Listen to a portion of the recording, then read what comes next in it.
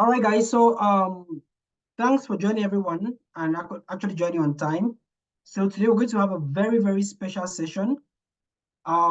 This is a series of our workshops we started sometime back in November 2023. We actually had 8 workshops scheduled, and today happens to be the 7th. Our last workshop will be coming up next month, which is going to focus on interview preparations, right? And how to network and grow on LinkedIn.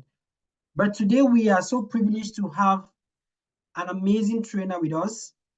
This happens to be one of my mentors, guys, in the tech industry. I know many of you joining, some came in, especially from LinkedIn, who probably heard my story and were equally inspired to grow in tech. As well as we have students here who are undergoing a bootcamp training with us at SolaviseTech. So I want to welcome you all. And from the little survey we did, we know we have different levels of understanding here as far as the cloud is concerned. But I want to assure us that the session of today is going to be a very, very amazing one, because you're going to be listening from someone who has trained more than 3,000 people into the cloud space, right? So you want to really be focused as much as possible from the start to the end of the program. Like I said, this is one of my mentors who is going to be leading us through. Make sure that you don't leave this session without having a full mastery of what it takes to be able to build a serverless architecture on AWS. And for some of you who are already in the job market, this will be a great opportunity for you to build a good user story that you can use to be able to maybe take on your next interview. So without much ado, I want us to welcome awesomely in the chat, Professor Vamsi, all the way from India. Guys, can we welcome in the chat? Just indicate in the chat. Let's welcome Prof. Vamsi, all the way from India. Prof, good to have you. No need of that. Thank you very much. Thank you very much for all the awesome words, Samba. Appreciate it. Hello, everyone. This is Vamsi, and I'm from India. My name is Vamsi Chunduru. So it's happy to be here, and I'm really happy for you guys and all the learning journey that you've been going through with the amazing team. So I'm really honored to be here. So thank you for making it, and thank you for inviting me, Samba. So yeah, so as Samba mentioned, I'll be here for a few hours. The plan is to spend some time with all of you and help you understand what is serverless and what is the benefits of it. Maybe doing a bit of hands-on where you can understand what is the major problem it is solving, and also helping you to understand how can you answer the questions about serverless whenever someone asks in the interviews. So that way we are not only just doing the hands-on, so we learn from the basic, we do the hands-on, and also we also do an interview prep real quickly, so that way we are understanding everything in detail. Yes, yeah. So before we begin and before we go any further, I'll just leave the floor to you, Samba, if you want to say anything, or do you want me to continue? All right. So everyone, if you have any questions intermittently, you may just raise your hand, and then at the end, we're going to take those questions so that we don't interject with the training. That's all I have to say, Prof. Thank you. Awesome. Awesome. Thank you, Ken. Thank you for that, sir. So before we get started, I'll just quickly introduce myself, everyone. So like I said, I am Vamsi, and I have around 7.5 years experience, especially in the cloud journey, especially in the AWS and DevOps space. I worked with multiple clients across the globe. I've been in multiple places like Europe. I worked in Asia, Europe with multiple clients. And especially since the last 3 years, I'm in full-time teaching, where I try to teach students from various parts of the globe, where I train them on AWS, DevOps, Python kind of things. So I'll try to make my I'll try to give my best, so that I'll try to clear all the doubts. If you got any doubts, like Samba mentioned, put it in chat, and also you can raise your hand, so that I'll try to take them on regular intervals to cover all the aspects. Awesome. So let me share my screen, everybody. And let's also, I don't know how you people run the sessions, but I mean, as it is workshop, Uh, we will spend some time, then we go for break. Depends upon the duration, right? So what is the average duration that we spend, Samba, for workshops? Yes, depending on the length, the last workshop we did, the CI/CD pipeline was up to about 4 to 5 hours. So depending on Yeah, the size of what you prepared, we are ready to go. awesome. Yeah, awesome. So what I would suggest is, yeah, we'll spend, even though we learn little, we learn in a manner that we understand, rather than just putting everything, throwing everything on you people. So even though we learn little, we learn it in a solid manner. So I try to take the session a bit slowly, and at the same time, if even if I'm taking a bit longer time, it's just to help you understand the things. But we will try to make it as much as faster as possible, as less time as possible. Okay, you can expect the session to be conducted anywhere from maximum 3 hours to at max 4 hours. Okay, if requires, we go for a break in between. I mean, not requires, we go for a break, and then we'll come back as well, as you do always. Awesome. So let's get started, everyone. I assume that, so you can don't feel shy or anything. If you have any question or if you have any answer, feel free to put it out. Feel free to convey. It doesn't matter whether it is wrong, whether it is right. We are there to help you out if you make any mistakes. Okay, awesome. So let's get started, everybody. Let's understand. So the goal for today, you might be learning, as you're already at this point, at this part of the discussion, you might have already understood quite different topics. So what are all those topics? You might have discussed a lot about EC2s. You might have heard the words about containers. You might have learned about a lot on servers, right? These are pretty much common terminology. But today we are going to understand a topic called serverless, why it is helpful, and why people are crazy about using serverless, what kind of ecosystems. There are so many projects that are running on serverless. So we will try to understand why these projects are there, why they are running on serverless, what is the goal, and we will also run a couple of serverless apps. Awesome. So let's try to start our examples or explanation with a real-time analogy. For example, you see, in olden days, what used to happen whenever companies used to do the job, it was in the early years. If they want to run any websites or anything, they have to set up their own on-prem data center, which you might already heard it, right? It was not so easy to set up their traditional on-prem data center. Why? They have to buy the physical servers, they have to go to the market, they have to get everything, they have to buy the servers, they have to configure, they have to do everything, they have to pay for it, they have to set up a building, they have to do everything themselves. This is like you owning your own car. When you're owning a car, that's great, but it comes with its its hectic maintenance tasks. You have to buy the car by investing a lot. You have to pay for the maintenance. You have to drive it, you have to park it, you have to clean it. Everything is your own responsibility in traditional data center. When you're doing the things right, you have to spend a lot of time. Even if there is a little issue, you have to pay and you have to get it done, right? Let's understand this one as owning own car. I mean, having an own car. That is when cloud computing came into the place and says, hey, you don't have to own the car. You don't have to invest 30,000 US dollars or to 40,000 US dollars in order to buy the car yourself. Don't do that, right? We can lease you our car. We can lease you our car for few months if you want. You utilize our car and you pay only for the time you are leasing our car. For example, let's put the small numbers because I'm bad with math. So let's say we are costing you $1,000 per month. Just an example. So you took a car. Just give me a minute. Yeah. So you have a car and we will charge you $1,000 a month. And who will invest? Who will buy the car? Who will take care of the car insurance and everything? It's on the company who is renting you the car. It's on the company who is leasing you the car. It's not your responsibility, right?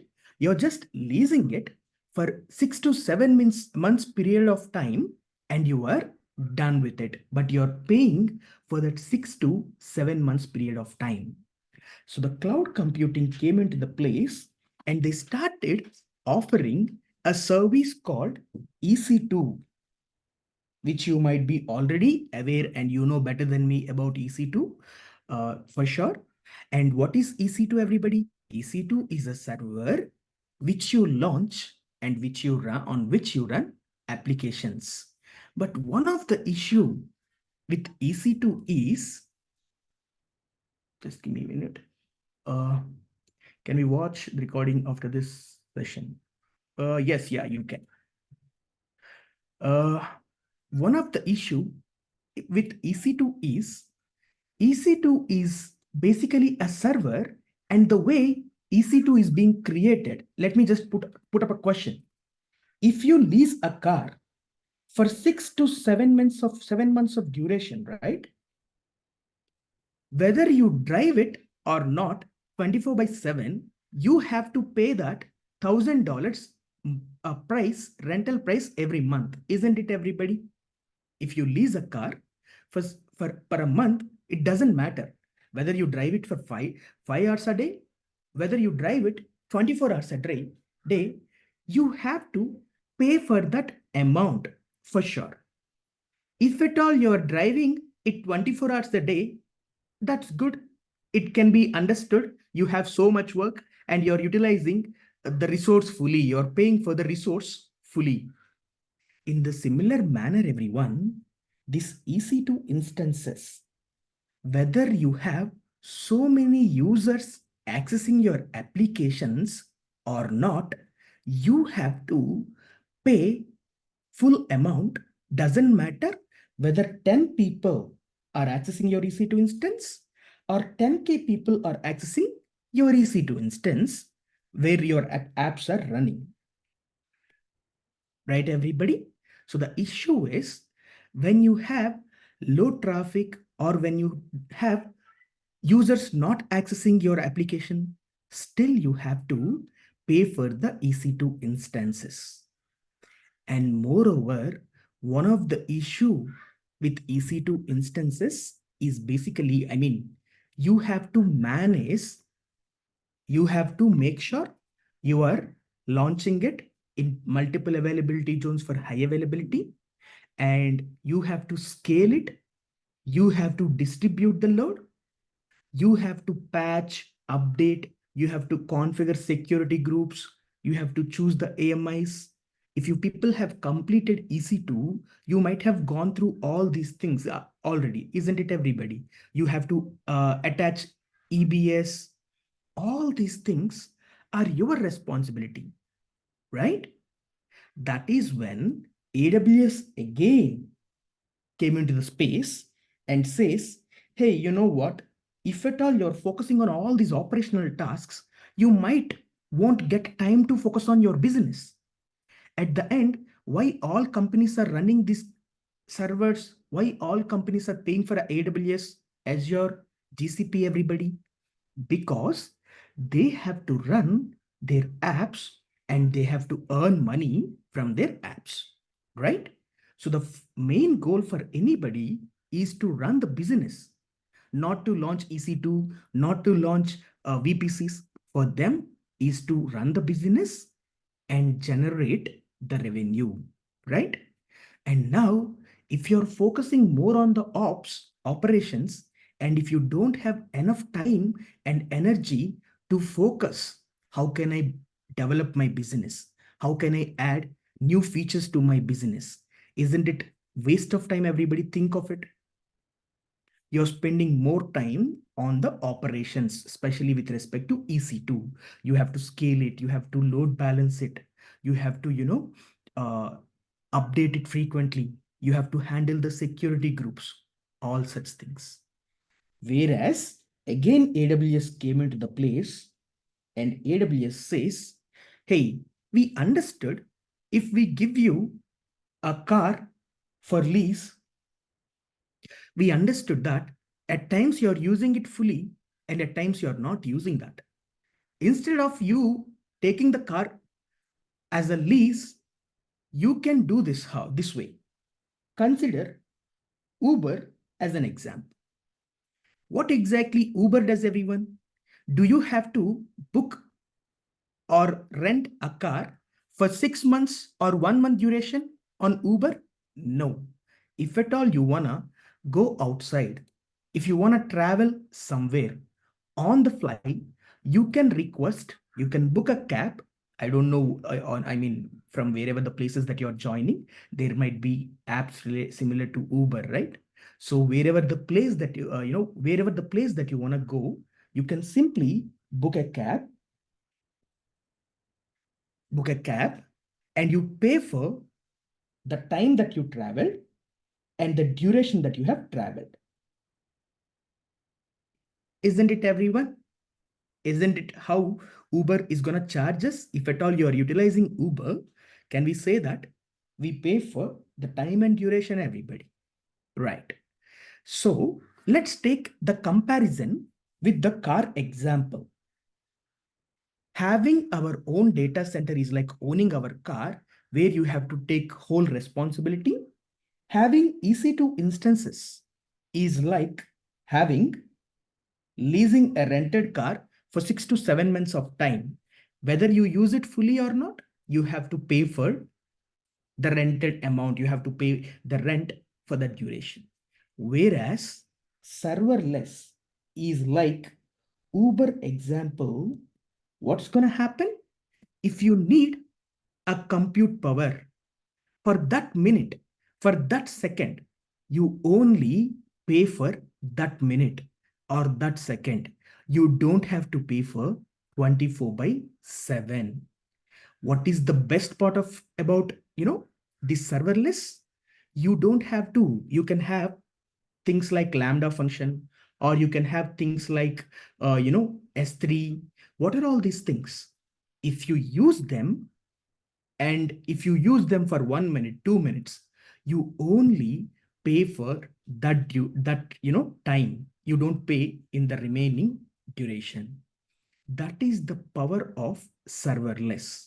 And what are AWS serverless topics and what is the advantage of serverless? The first thing is you pay only when you really use it. Only when you really use it. What do I mean by that? What do I mean by that? For example, let me give you an example, okay? Let's take EC2 instance, everybody. Let's assume we all have created an EC2 instance, okay? And we left it as it is. We are not really utilizing it. We left it as it is. So now my question is, whether you use it or not, do you have to pay for this EC2 instance, everybody, if you leave it like that? Have you ever gone into a situation where you started EC2 instance and then you left it? If I create an EC2 instance and leave it like that, will I be charged? The answer is yes, we will be charged, right? Yeah. Now, let's look at other service. Yeah. So whether you run it or not, you will be charged. And now let's imagine on this EC2 instance, you are running an application like Amazon. Let's say you are running an e-commerce application like Amazon. Okay. And let's assume in the morning hours, you have quite good number of users coming in. So you have good traffic. Let's assume so many people are accessing in the morning hours. So you have good amount of traffic. But in the evening hours, let's say no one is accessing it. It's hardly 1 or 2 people in the evening hours. Now the question is there any change in the billing? Whether people are accessing or not, you have to pay 24/7 because you're running EC2 24/7. Isn't it, everybody? You're keeping your EC2 24/7 for your apps, for your websites. So you have to pay 24/7 to AWS, no change in the billing. Whereas we are going to discuss about a service called Lambda today. Okay. So what exactly Lambda does? Lambda or API gateway. We are going to be discussing about these services today. What exactly they will do? You pay the price when actually Lambda runs. If you create a Lambda function, you're not charged. I can create the Lambda function. I can leave it as it is. Okay. I can create a Lambda function and we can leave it as it is. You're not being billed. You're not being paid. When exactly you're being billed or when exactly you will be charged? When this function runs. It's like, again, I'm telling you, if you have Uber app on your phone, you're not being charged. When you really book the cab and when you really do the travel for a certain distance, for a certain time, that is when you are charged. And what is the beauty of this, everyone? You really don't care about the investment. You really don't need to buy the car. You really don't care about the car maintenance. You really don't care about the car driving. Uber driver will handle it. Security and everything. Whose responsibility is this, everybody? The responsibility goes to Uber because you're just utilizing that car as a passenger. In the same manner, when we take this Lambda, everyone, we can put our application code on top of the Lambda functions. And how we will be billed? We will be billed when request comes. When a request comes, we will be billed per request, per request, per the time the Lambda runs, and the duration. Sorry, time duration is same. Yeah, the time Lambda runs and the memory it uses. It's like, again, I'm trying to explain it with the car example. On Uber, how you will be charged? The distance you traveled, the time you traveled, and the car type you have traveled in. In the similar manner, you will be built using time and memory. What is the benefit because of that? Let me compare these two things. If at all you get only 10 people on your website, you will be billed only for those 10 requests. That's it. If you get 100 people, you will be billed only for that 100 requests. If you get 100K people, you are billed for that particular requests. Because of that, you're only paying as per your traffic. If you get more customers, you pay more. If you get less customers, you pay less, right? That is the easiness. Whereas on the EC2, that's not the case. No matter what, whether customers are coming or not, you have to pay whatever the amount that EC2 shows you, right? And one of the most advantage on serverless, everyone. Let's take a couple of serverless examples.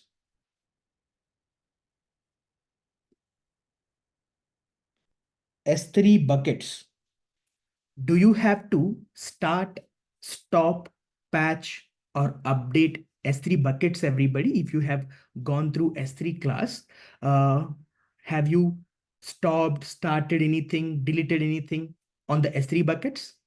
Will it cost you, if you forget to delete an S3 bucket, will it cost you anything? No. S3 is a serverless service. You don't have to pay anything if you're not storing the data.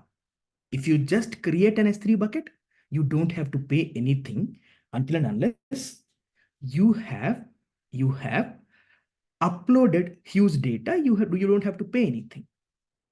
In the similar manner, let's take DynamoDB.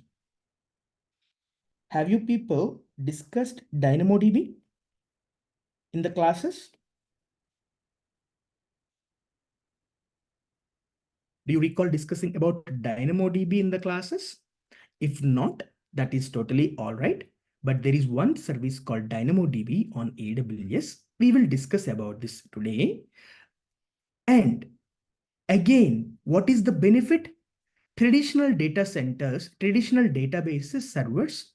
If you take RDS again, let me ask you, have you discussed about RDS? You might have discussed about RDS quite a lot. How does RDS pricing works, everyone? Again, you have to pay whether you use RDS or not. You have to pay 24/7 again. It's like leasing the car. Whereas, what is DynamoDB? How it is charged? Again, it is a serverless service. You pay only for the storage, only for the data size that you're storing. If you're storing more data, you pay more. If you store less data, you pay less. You don't have to start the servers. You don't have to stop the servers. No maintenance work at all, everybody. One of the scariest thing in IT is to operate them, like starting them, stopping them, patching them, updating them. Nobody wants that. People want, this is how you personally want. For example, let me just give you an example. Imagine you yourself building an app. Okay, you yourself, imagine everyone, you're building an app like Instagram. Wouldn't it be beautiful if you just create your app, put it on AWS, and that's it? You don't have to do anything. AWS will take care of the servers.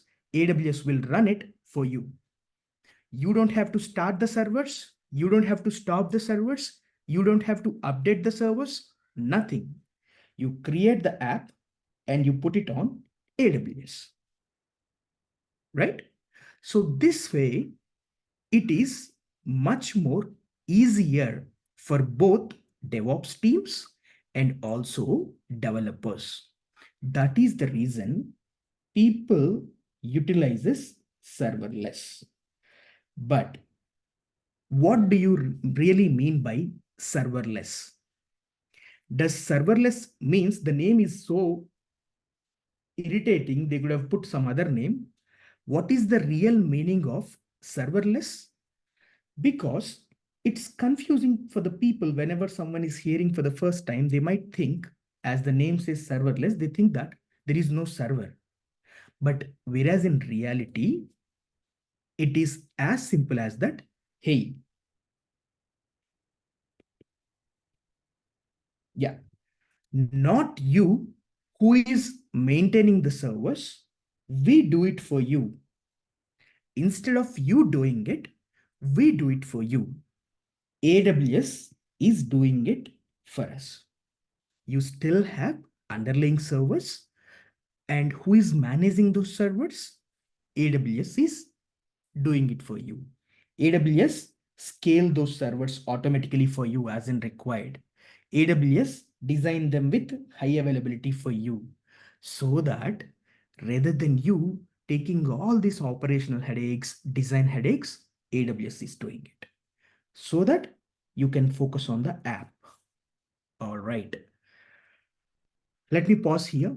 Any questions, any confusions, any points that you want me to repeat at this point of time, everybody? Are you with me, people? Do you feel comfortable, or do you want me to reduce the pace a bit? Or do you have any questions? Let me know so that I can align the remaining time, I can align the remaining duration. Are you able to understand everything that we have said so far? If yes, just drop me a message yes. If no, just put me the topic which you want me to stress, so I don't mind going a bit back, and then I don't mind explaining it one more time. All right. All right. So with that said, everybody, what are we going to be doing? We are going to be creating, no question for now, sir. Okay, that's good. Okay. So we are going to be creating couple of scenarios. Okay. We are going to be utilizing uh, one simple solution that I just coded. I just did the code few hours back. This is basically, let's imagine a food ordering app. You are just getting the food items list, you're getting available food items, or else you can also place the order.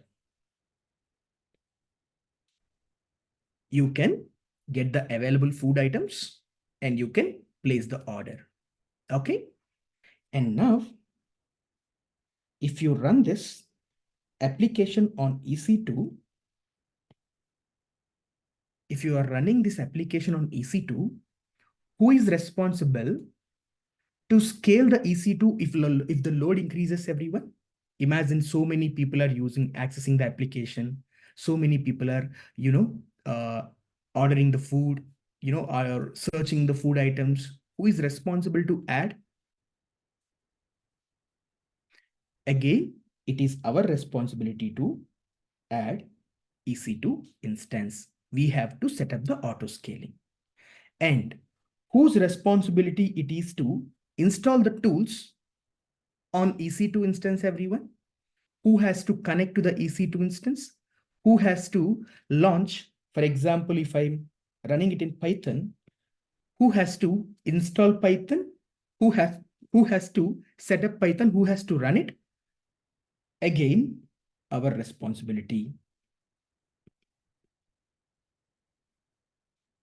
Whereas, if I do the same thing on Lambda, we are going to be discussing about Lambda in few minutes, everyone. Let me put the same scenario.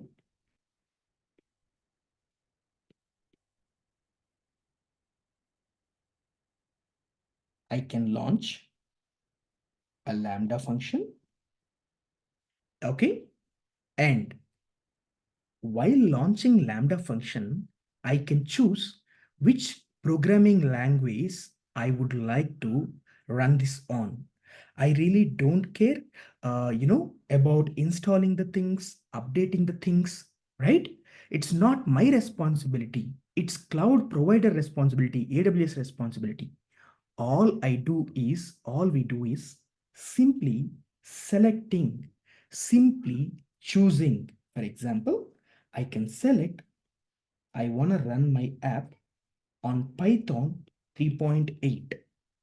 Lambda will create the base for you, create the server, keep the server ready for you, so that whenever you get the request, whenever you get a user, whenever you get a request, someone searching food items, someone ordering, that is when this Lambda will trigger your code. Whatever the application code that you put, Lambda will just run it. And like I said, you are only built when Lambda is running. The major difference, One is operations. You don't have to take care of the operations in Lambda. The second one, billing. You pay only when there is a request. Whereas on EC2 instance, you pay 24/7. Okay, that is the major difference with respect to serverless and server-based ecosystems, everyone. What is serverless-based ecosystems? When AWS is taking when AWS is taking that responsibility, telling you that, hey, you just focus on your application code and you leave the infrastructure management to us. We will take care about the infrastructure. That is basically what AWS serverless is all about. So with that said, I hope you get a high level understanding the difference between servers and the difference between serverless. Serverless doesn't really mean that you don't have any servers. It means you do have the servers, but AWS take cares of the server maintenance. And also at the same time, billing is also really cheaper, really easy. For example, if you take Lambda, every month you get 1 million requests for free. You can run your Lambda functions 1 million times for free. You don't have to pay anything.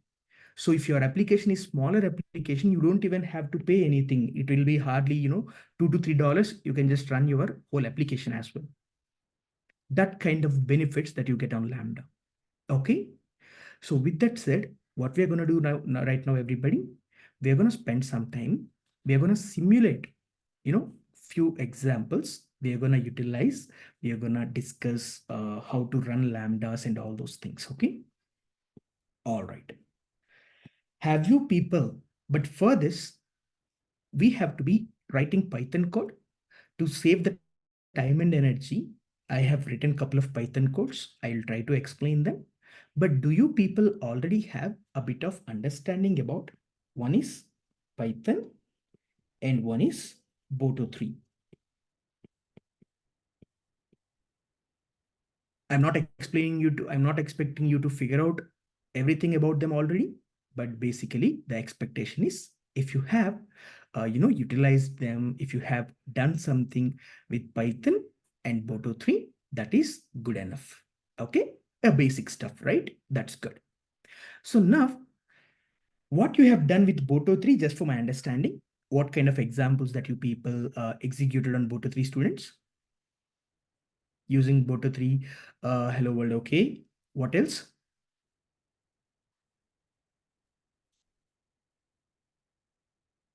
Have you interacted with any AWS services using Boto 3? Have you interacted with any of the AWS services using Boto 3, all of you? Not used Boto 3 yet. Okay. Okay. All right. That's fine. Okay. If you have not used Boto 3, still studying. Okay. That's fine. How far you came through till in Python? What are all the topics that you've been exposed to, or what are all the topics? Yeah, of course, that's fine. There is the phase to learn. That's good. What are all the topics that you have been exposed on Python, everybody? What are all the topics that you are aware of on Python? What are you doing on Python at the moment?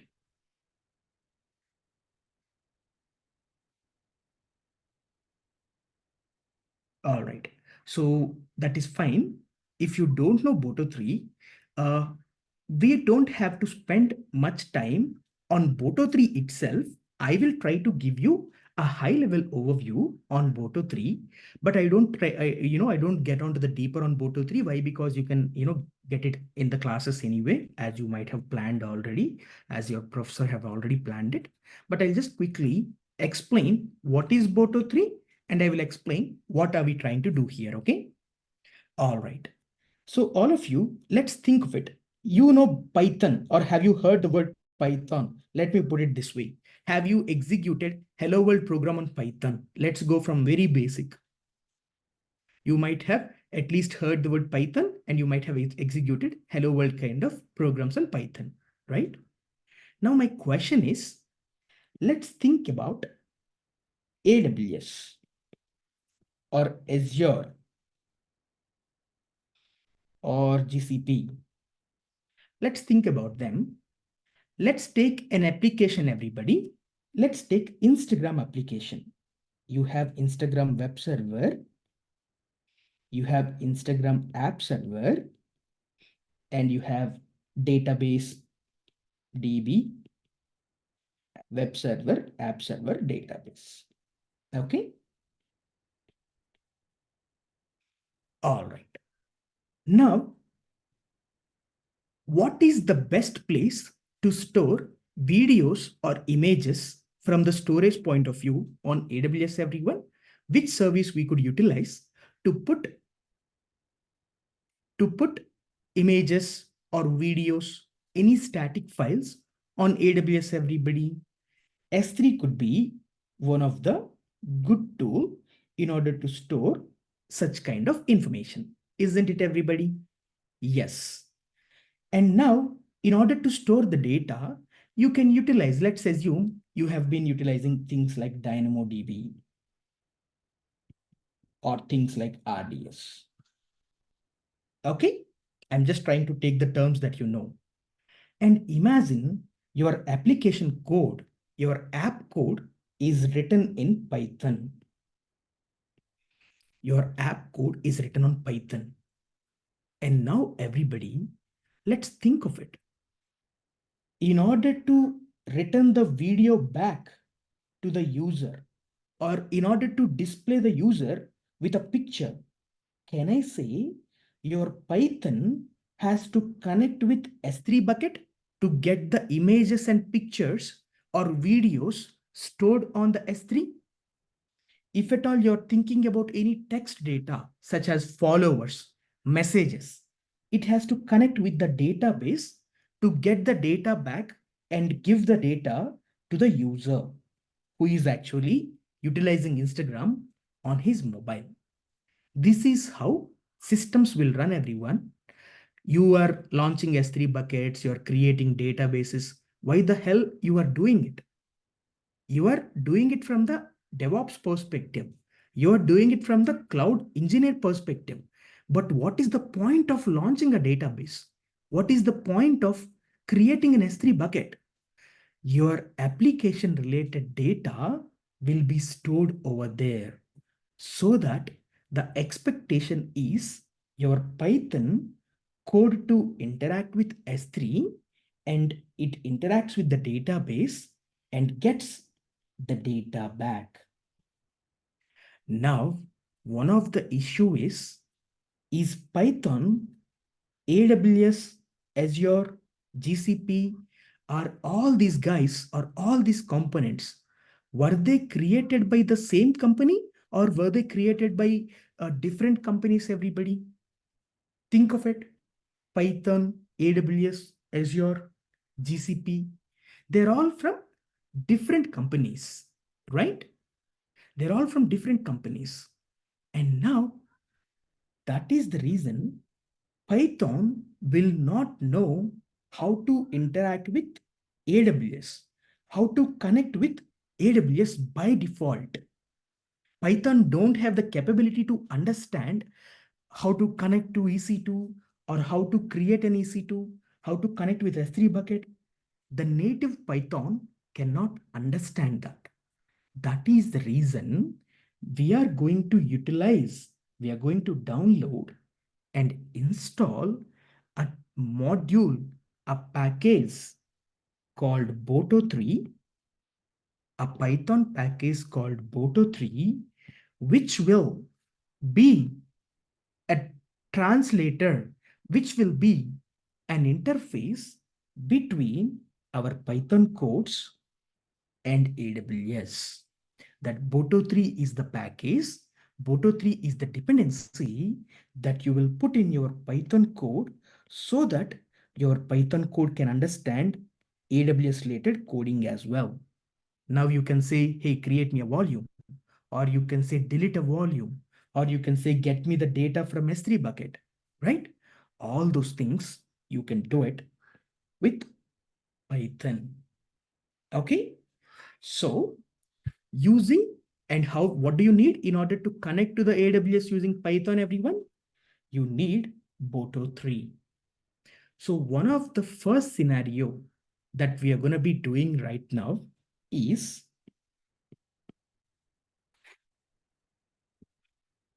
we will run one Lambda function. I will explain you how to run a Lambda function and how to do that. We will run a Lambda function that will do some real-time scenario. What exactly is a real-time scenario? For example, everyone, are we aware of EBS volumes? What exactly EBS volumes does, everybody? So what do we do with EBS volumes, everyone? With EBS volumes, we will attach them to the EC2 instances, right? For the stories, exactly. But what will happen in companies is when they terminate EC2 instances, they keep EBS volumes, right? For backups. But when they're doing it early or at some point of time, what they do is they keep unnecessarily EBS volumes. At times, what they do, they will just keep EBS volume. They don't really use it. It's not attached to any EC2 instance. So in order to save the costs, what do you have to do? You have to delete the EBS volumes that are not attached.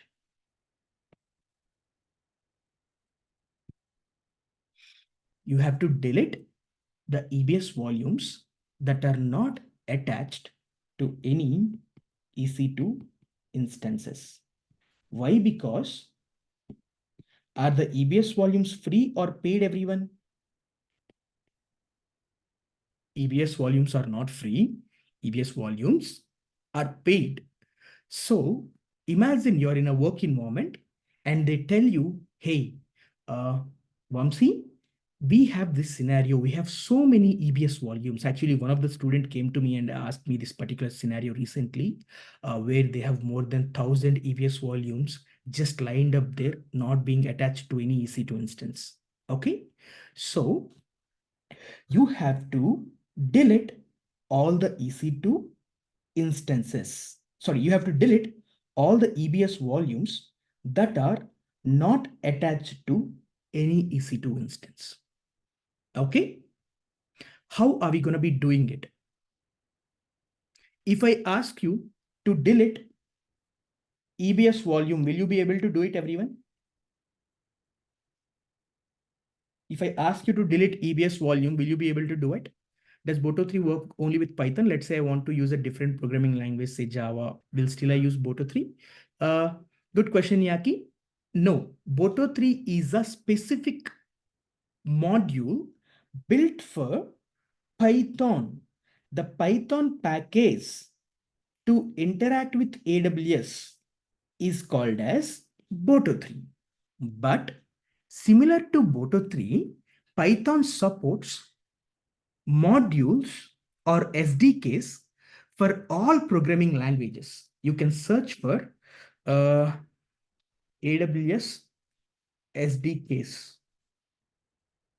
Let me just open the link. You can see that AWS supports C++, Go, Java, Kotlin, .NET, Python. In Python, you're calling it as Boto3. On the other programming language, you might be calling it something else, but the concept is same. If you're a Python developer, you download Boto3. If you're some other developer, you can still download whatever the other package or module called as. So to summarize it, yes, it is possible to run the codes on other programming languages as well, man. But it's not just Boto 3 for other programming languages. It might be called as something else. All right. Coming back to the question. Uh, if we ask you to delete one volume, if I ask you to delete a volume, will you be able to delete a volume, EBS volume on AWS, everybody? You should be able to, at least after all this knowledge, you should be able to go to the console and you can just select it and you can simply delete it.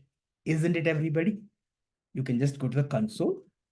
You can press, yeah, you can select the EBS volume.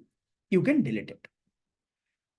And if I ask you to delete 10 volumes, will you be able to delete? The answer is yes, you can still delete it. And if I ask you to delete maybe 1,000 volumes, and I'm asking you to delete it every day. Every day I'm asking you, hey, check if is there any unused volume and delete it. You can do that. But can I say it is the same process you are utilizing? It's waste of your time. You're doing the same thing where you can use your brain much more, for the better things. Just going to AWS console, keep on deleting the volumes doesn't seem great every day, right? For that, what you can do, you can automate the things. You can automate the things. Okay. So what we are going to do, we are going to start with this example. Okay. We are going to start with this example and we will deploy it with Lambda. We will schedule it. I'll show you what is the meaning and all those things. So you will understand. All right. So to start with everybody, let me just go ahead and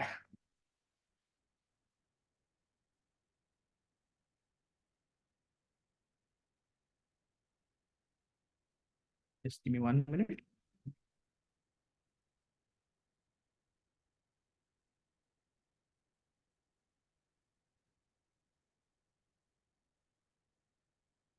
Yeah. Can you people access this repository, everybody?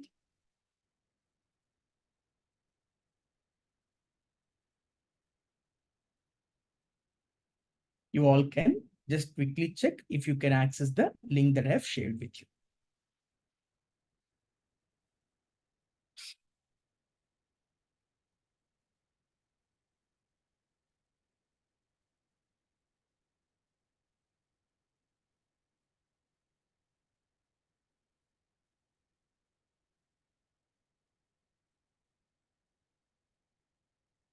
You're able to access it, right? So what we're going to do is, awesome. So what we're going to do is, I'll directly explain it. I will directly explain it. We will just do it as I don't want to take more time on the Boto 3 itself, like I mentioned, because it will be done on your regular classes. Okay, don't worry about it.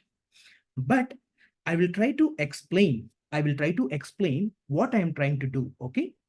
For example, before we go and do it via Lambda, let me just quickly show you something. Okay. Just give me 1 minute, everyone. I'll show you what we are trying to achieve.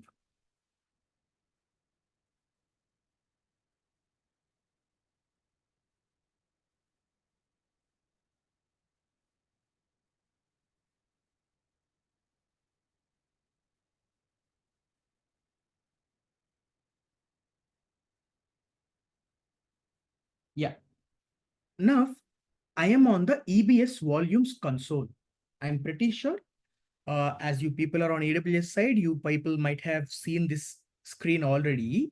I am on EBS volumes console, everyone, and I'm seeing all the volumes on my account.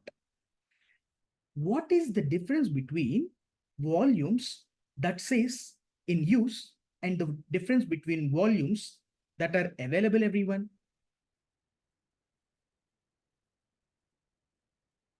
What is the difference between if you see the volume state that says in use and the volume state that is available, in use means it's been attached to the EBS volume. Sorry, it's been attached to the EC2 instance.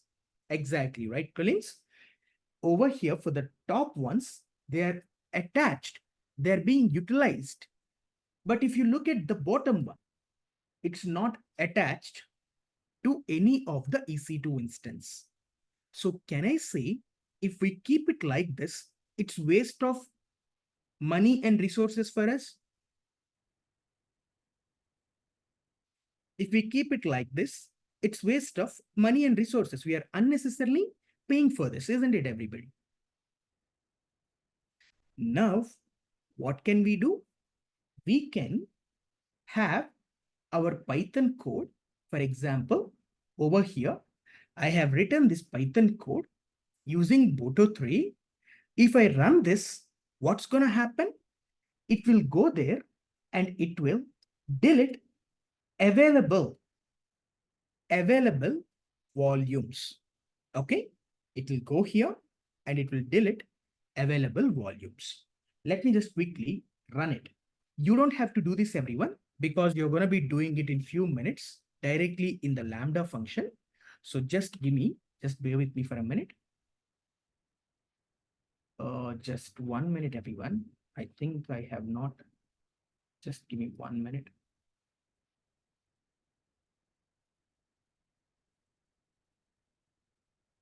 Okay, I think I have not added the extra code to this. That's fine. Just give me 1 minute. Let me quickly add one extra line.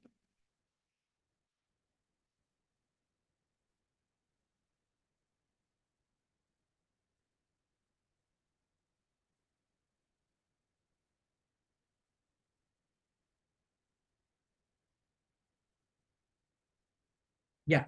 So what I'm going to do right now, I will quickly run this. I will quickly run this code, everyone, but I'm on my local. Okay. Let me just quickly run the code and show you what's going to happen after running this code. The expectation is that this code will go here.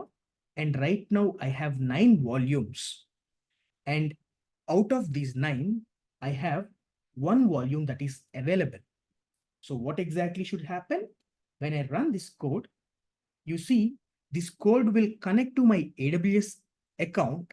The code will figure out whatever the volume is, available, not being attached to the EC2 instance. And it's going to delete that volume. Let me just go here, reload the page and show you the volumes number will become 8 and this will be deleted. Let me click on reload. Are you able to see the volume number became 8 and I don't have, the volume that is available.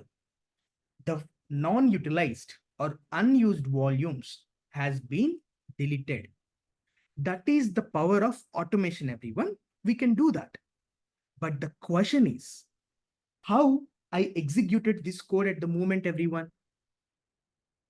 How I am running this code? I am opening the VS Code. I am clicking on the run button. I am running this code manually. You don't want this in your work environment. You want to run this code automatically.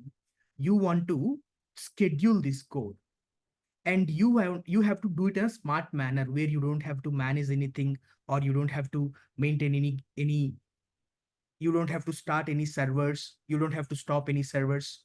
You have to do it in an easiest manner. For that, we are gonna launch an EC2. Sorry, we're gonna launch a Lambda. We are gonna put this code in the Lambda. So let's go ahead, everyone. Together with me, I want all of us to access. I want all of us to access the link that I have shared to you. Go ahead and access the link which I have shared with you.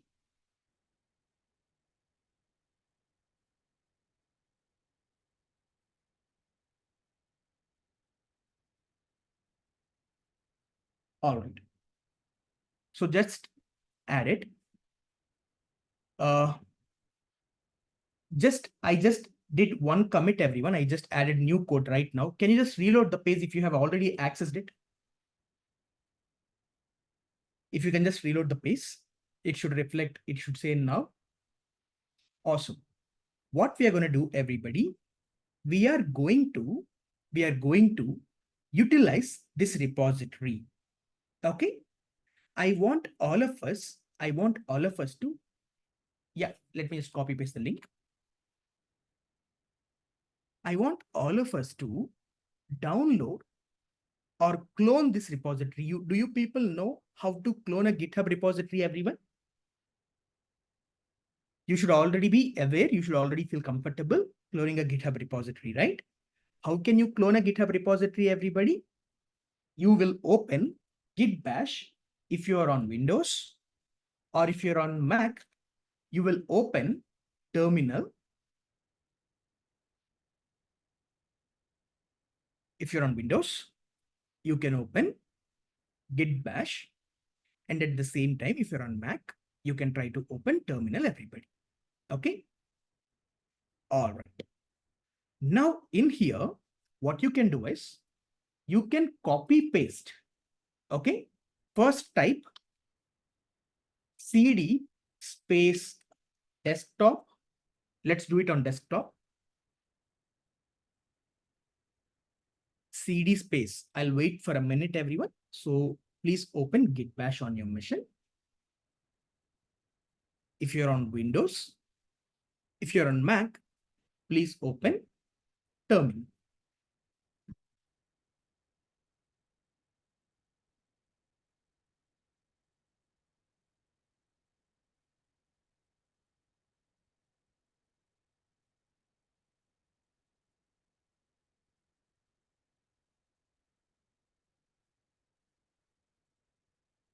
Once you open Windows, Git Bash, or if you open terminal, you can do cd desktop, change your directory to desktop, and then you can put git space clone. You can type git space clone.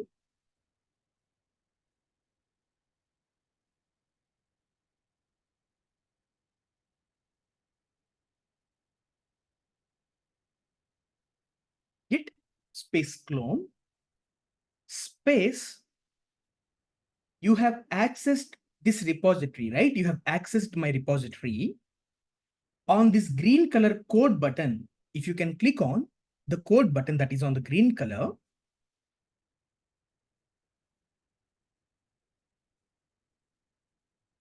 you should be able to see this HTTPS URL.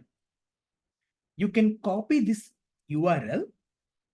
You're going to click on the code drop down. You can click on the copy icon here.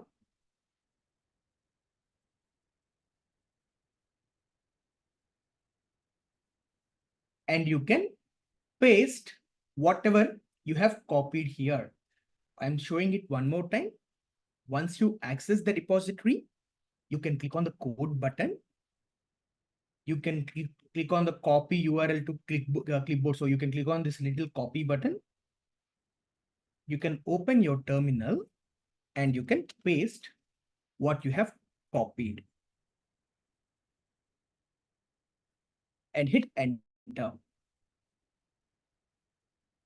If you want the full command, everyone, I'm just copy pasting it in the chat. You can just copy paste it from there as well. I'm just giving you the whole command. Let me know once you're able to clone it, once you feel comfortable, everyone. As soon as you clone it, just drop me a message if you are able to clone it, everybody.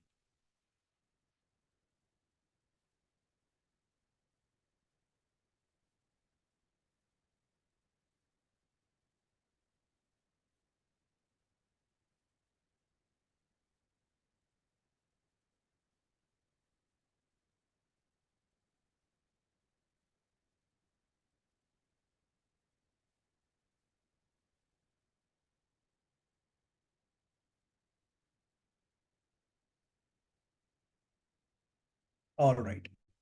If at all you're doing the hands-on, And okay, good. Thank you, sir. So once you clone it, everybody, you should be able to see it on your desktop. This is on my other screen. Let me just, bring it here. So once we clone it, we should be able to see that on our desktop, right? AWS Serverless Workshop. This is the folder. I want all of us to open this folder on VS Code. Do you all have VS Code installed on your machines, everybody? I hope we all have VS Code installed. So let's access VS Code, everyone. Let's open VS Code. Let's go to VS Code. Let's access VS Code.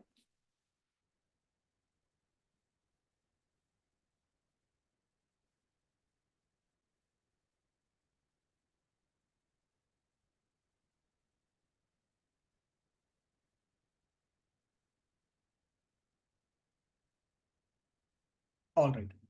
Once you access VS Code, let's open the folder that is on the desktop, right? We have a folder called AWS Serverless Workshop.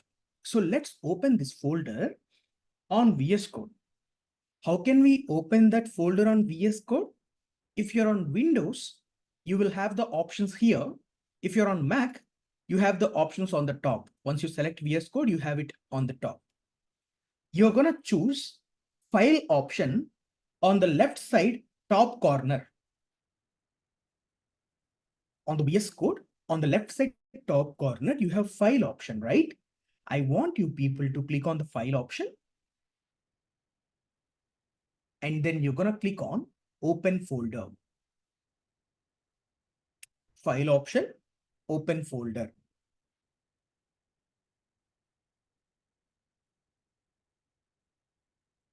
All right. Where exactly we have cloned, everyone? What was the folder that we downloaded the repository, that we downloaded the project? That was on desktop, right? So let's switch to the desktop. So let's click on desktop. You can click on desktop, everyone, because that is where we have our folder, right? So let's choose desktop.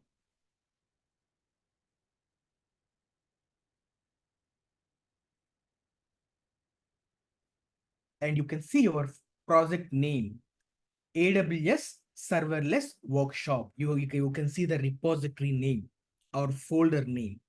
Select it and you click on the option open, or you should see something like select folder, something like this. So you're going to select this and you're going to choose the option, whatever it says. On Windows, I think it will display something like open folder or select folder. On Mac, it says open. You can just choose it so that you should be able to open it here. I don't see this folder. Have you done the clone, Obugo? Oh, sorry if I pronounce the names wrongly. But have you done the clone earlier when I asked you to do git clone? Awesome. Okay, if you can go to git bash or terminal, you got the name right, lol. Awesome, awesome. Thanks for confirming. I'm still learning.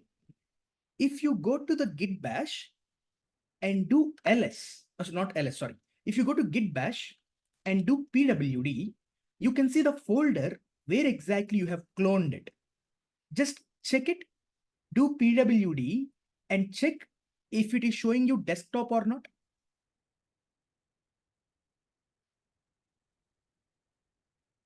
No, what is it showing you? What is it showing you? It is showing you some other location. It means you have installed Yes. or you have downloaded on the long look. Will you be able to figure out the path or do you need help? Maybe I'll try to figure it out, but it's showing me /c/users/ my name. Yeah, I that's don't know fine. where. Share your screen. I'll show you. Okay, all right.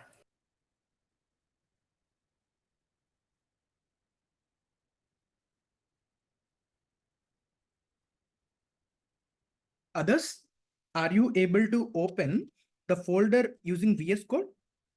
Everyone?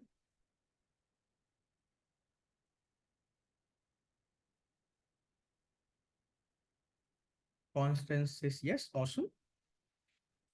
Okay, I see you're sharing your screen. Yeah, it says your name and all those things, right?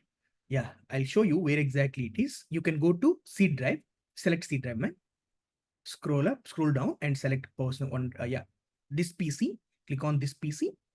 Yeah, go to C drive, down, down, furthermore down. Yeah, Windows C, very good.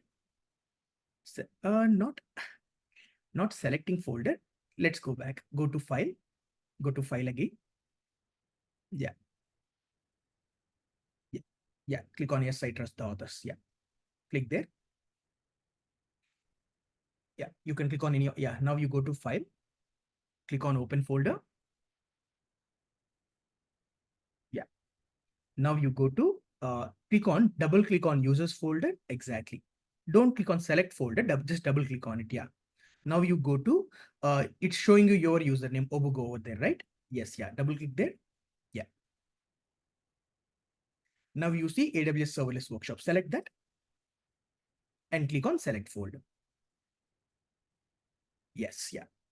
It's just that you have basically cloned it in the other location map. So you picked it up from there. Okay, that's fine. So let me reshare my screen real quickly. Okay, thank you. All right. So I hope all of us are able to open it on VS Code, everybody. And once you open it, it will ask you, hey, whether you trust the author, whether you trust this folder. You can simply say, yes, I trust the authors. You can simply click on, yes, I trust the authors.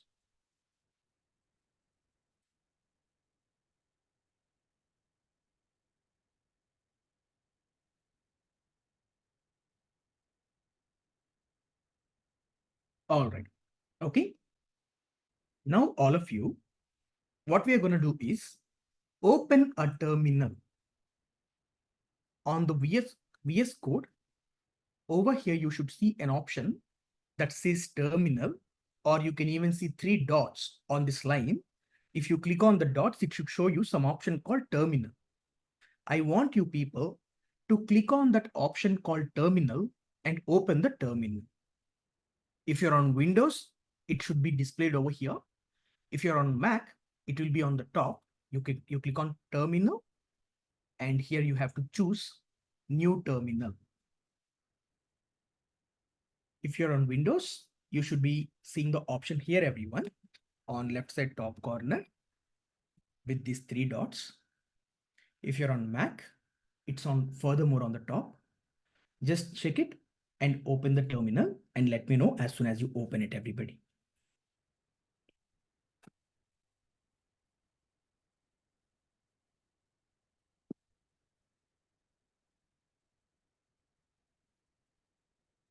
Are we comfortable, everyone? Are you able to open the terminal? All right. Especially if you're on Windows, you can even choose which terminal you want. For example, you have this little drop down. On Windows, once you open the terminal, everyone, you have this little drop down. If you click on this little drop down, it will show you Git Bash. It will show you your terminal type as Git Bash. So choose Git Bash so that it's easy to run the commands. Git Bash is more, interactive, more powerful. So when you open the terminal, you can click on this drop down and you can select Git Bash. All right. Especially the Windows people, it's not on Mac. Mac, you can leave it as it is. Windows people, you have to choose Git Bash. Okay. Now, do you people have AWS CLI configured with your AWS credentials? Can you please confirm? If you do AWS S3 LS, if you can run AWS S3 LS and hit enter, you should be able to see all the S3 buckets in your AWS account. Let me show it one more time. AWS space S3 space LS.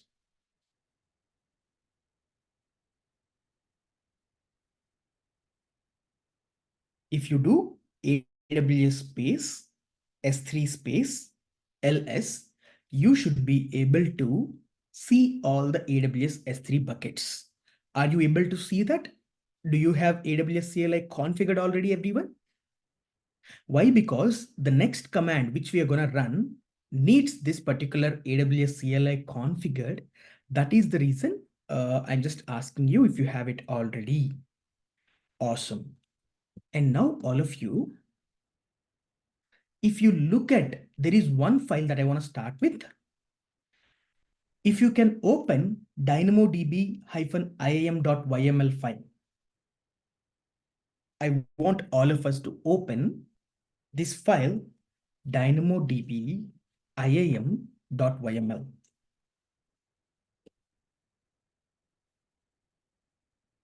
Can you quickly look at this file and let me know what does this file look like, or have you seen that similar file anywhere else? Do you feel comfortable understanding this file, everybody?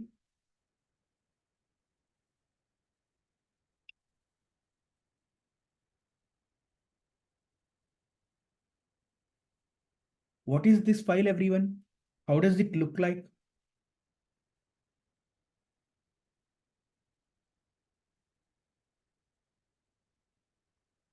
It's a CloudFormation template. Awesome. And what exactly it is creating? Can you quickly check what are all the things that it is creating? Just have a look at it and understand what are all the things it is creating.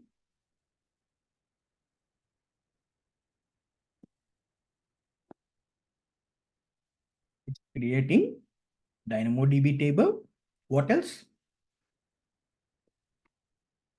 Exactly, very good, Collins. It's creating DynamoDB table and also one IAM role. You see the type in line number 34. It's creating IAM role as well. Okay, I will discuss what is the reason to do all of it, because I want to save some time and energy. I don't want you people clicking on the console, doing the things. That is the reason I just built this quick CloudFormation template for you so that you can just upload and create the things. Okay. Now, all of you, if you can click on README, if you can click on readme.md,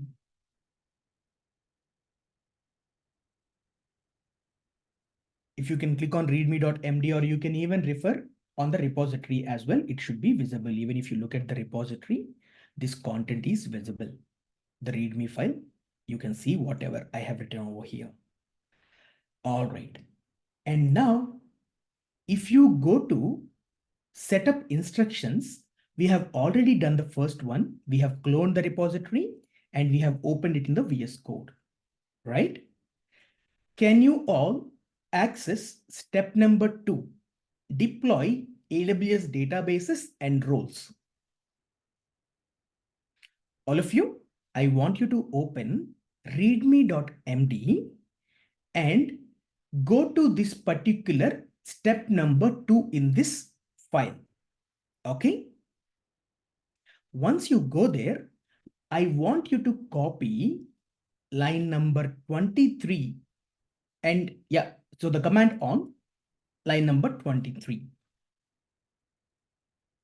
On this line, it's a single command, but split it into multiple lines over here because of the size issue. But I want you to copy this command. I'm pasting it in the chat, everyone, for your easiness. Okay. Please copy this command, everybody, and run it. Paste it on your git bash on your terminal. I want you to copy this and I want you to paste it on your terminal. What exactly is this command? What is this command? What exactly it is trying to do, everyone? It is creating CloudFormation stack using the CloudFormation template that I have shown you. Without you opening the AWS console, clicking on the next buttons, I'm doing everything here in a single command. It will take this file as an input, this template as an input, and it will create one CloudFormation stack using this template. I want all of you to copy this line number two, I mean, the command in, the command in step 2 and paste it. And I want all of us to run it. I want all of us to run it.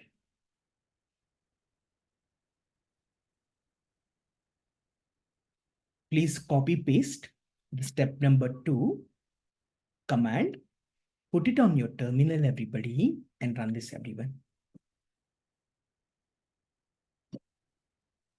Are you people able to run it successfully, everybody? If you are able to run it successfully, you should be able to see a stack ID, a CloudFormation stack ID has been returned to you. This has been created in US East 1. Okay.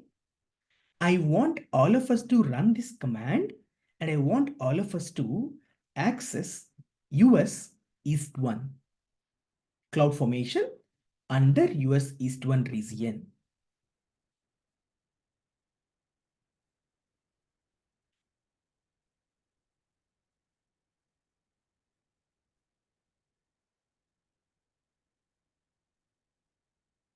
Are you able to access CloudFormation? And are you able to see the new CloudFormation stack called Food App has been created over there just now? That is under Northern Virginia, everyone. You have to pick up the first region. If you are using any other regions, you have to choose Northern Virginia region.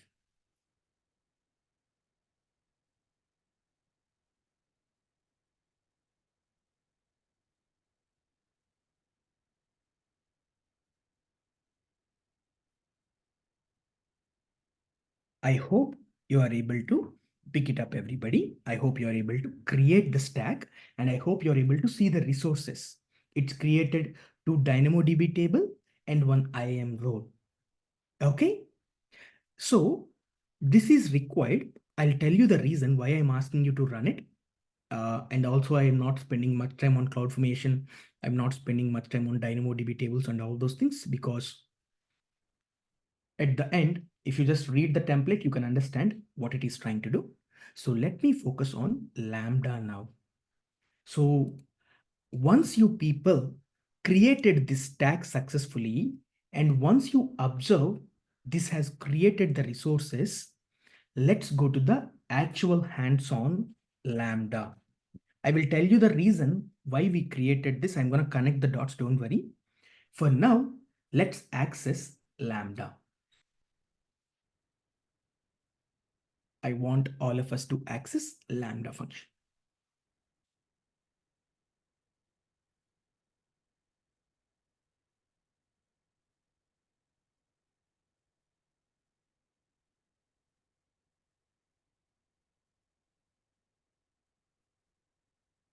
Yeah, I want all of us to access Lambda.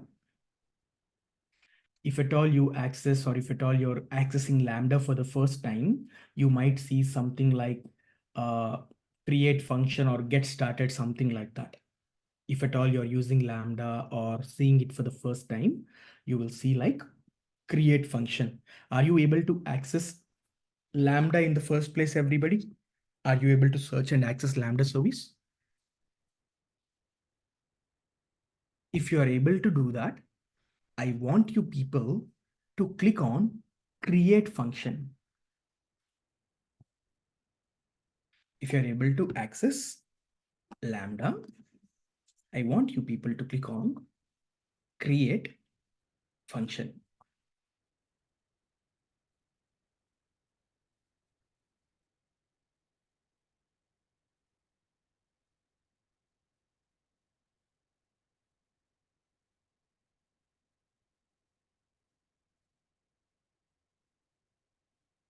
Once you click on create function, are you able to see the similar screen together with me, everybody? Are we on the same screen? Yes. Here is the question for you. If I ask you people to run a Python code, maybe for a login functionality, let's say login. or maybe, yeah, login or sign up functionality on a server, on an EC2, what are all the things that you have to take care about, everyone? Let's think of it. If the requirement is to run a Python code on an EC2 instance, what are all the things that you have to take care about? First, you have to configure EC2. You have to launch EC2. Yes or no? You have to configure, you have to launch EC2. Then what is the next thing? So you have EC2 with maybe Linux or anything. Do you need to install Python on EC2? If you want to run Python code, do you have to install Python on EC2? The answer is yes.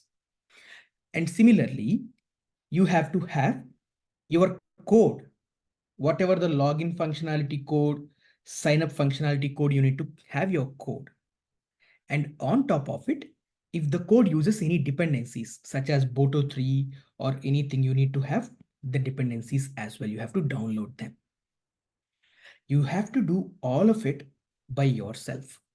You have to take care of this responsibility into your hands. What is Lambda? You're just asking AWS, hey, I need to run this function, just give me Python environment, that's it. You're simply saying, I need to run a Python code, just give me Python environment, that's it. You take care of everything, I really don't care. You maintain everything, you manage everything. All I just need to focus is running my login function. As simple as that. So that is what we are going to be doing now. Once you're on create function, let's name this function as delete unused EBS volumes. Delete unused EBS volumes. Let's put the name as delete unused EBS volumes. Awesome. I hope you are following together with me, everybody. And AWS offers various programming languages support here. You can run Python code. You can run Java code. You can run, multiple versions. You can run .NET, Ruby, Node.js. You can run many of them, right? So what we're going to do for now, in the runtime, choose Python 3.12, whatever the topmost one, latest one. So take Python 3.12 as the runtime. As simple as that. Are you with me, everyone? Are you able to put the name of the function and choose the runtime? Everybody? Awesome. Now, all of you, what is the goal of the function, everyone? Look at it. What is the name of the function? By looking at the name of the function, what is the goal?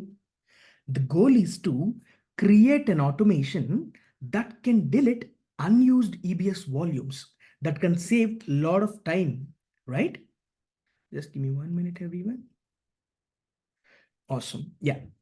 So that can save a lot of money for your clients. That can save a lot of, what do you say?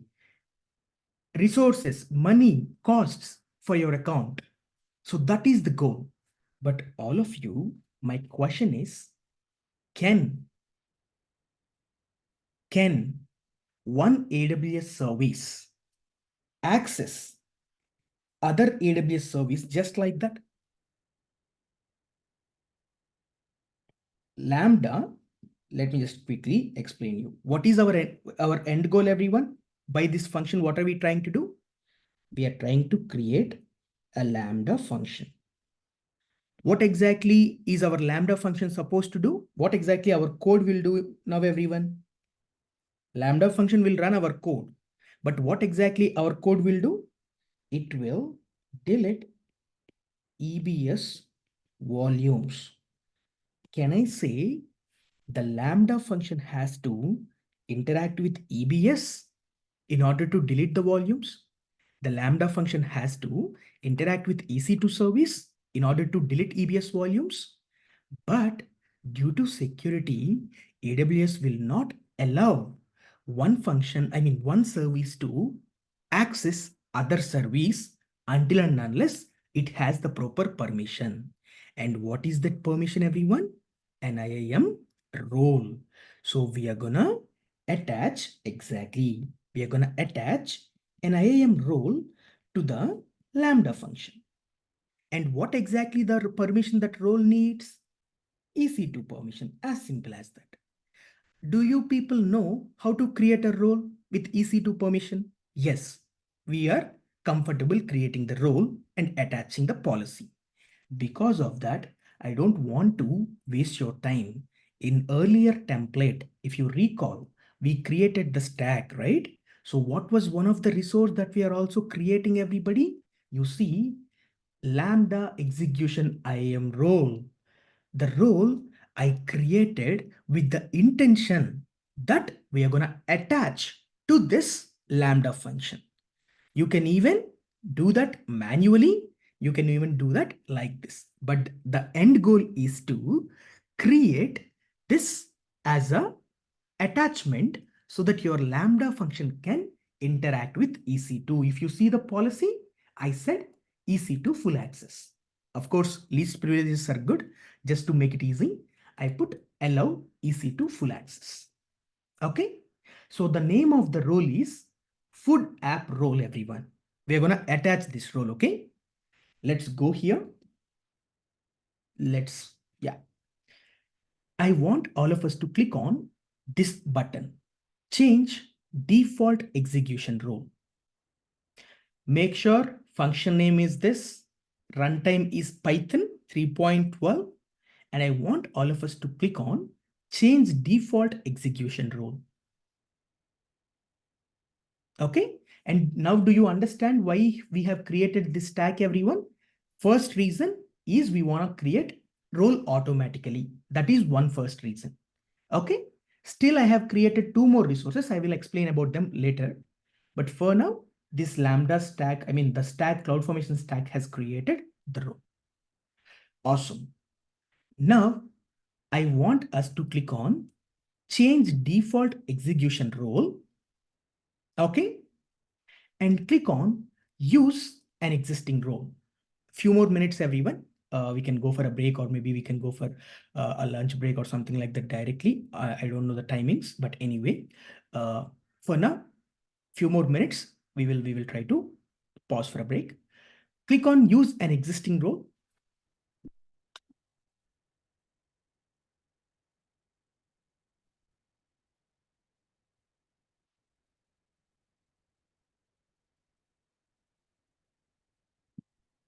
And what is our role name, everyone?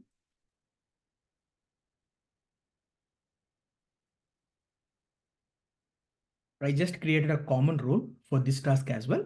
You can search with food. You can search with food. So you can select food app role. Okay. Have you selected the food app role, everybody? All of you?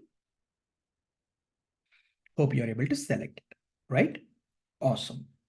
And now all of you simply click on create function. The right side, bottom corner, you can simply click on create function.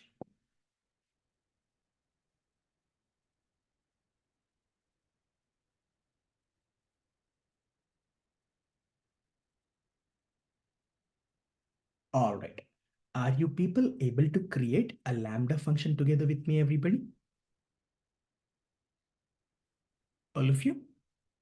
Are you people able to create a Lambda function? Are you people able to see the screen, similar screen? Now, the question is, do I have to pay anything? Do we have to pay anything at the moment because we created the function? I want you to compare with EC2. Do I have to pay since the second I created the function? Do I have to pay anything? I don't have to pay anything because the function is not running. It just stays there. Whereas in EC2, if you create EC2, you have to pay since the second you created EC2 because it's a server, right? Whereas this one, the cost is when you execute it. Okay, awesome. And now all of us, what we're going to be doing, let's do one thing. Let's go ahead. This is the basic code. This is the pre-code, everyone. We cannot do anything with this code. But this is the structure. Whenever you're creating a Lambda code, it always expects you to write the code inside this function. Okay, Lambda, it's a Python. It's not related to Lambda or anything. It's Python code. Lambda will always expect you to run your code inside this function. Okay, so what we are going to do, we don't need this code. We are going to put our own code. For now, let's delete this. You people can just delete that code that is there. You can select the code and you can delete it.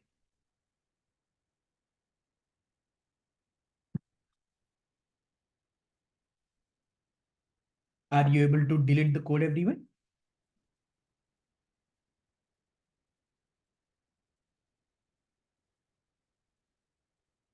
Go to VS Code, open the file, delete unused volumes.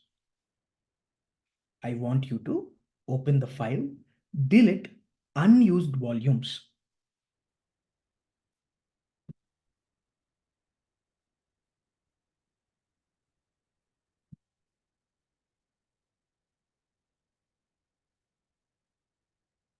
Are you able to see the code that says import Boto3, all those things, everyone?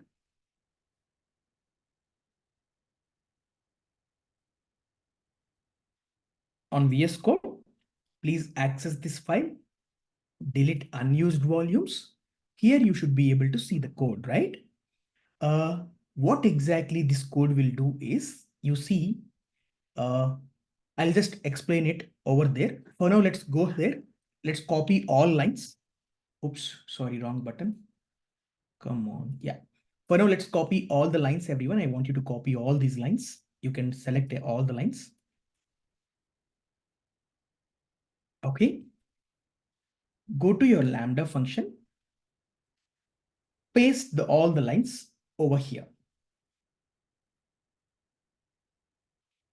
Go to your Lambda function. Paste all your lines over here. Delete existing code. Access your Lambda function and paste all these lines over here, everybody. Are you able to delete the existing code and copy paste the lines here, everyone?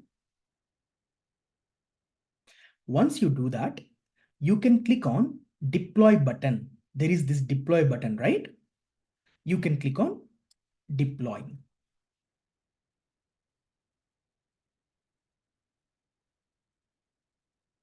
Once you do that, you can simply click on deploy.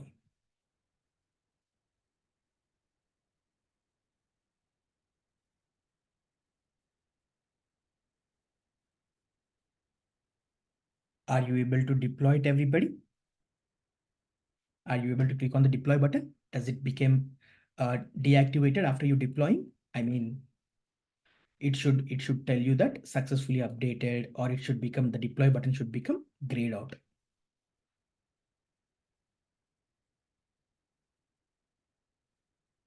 I want all of us to copy paste the code, and I want all of us to deploy this. Okay. Now all of you, we have the code ready. So we have the code ready. Have we done any SSH? Have we installed anything? Have we configured? Have we selected EC2 instance sizes or anything? Nothing. That is the actual power of Lambda function.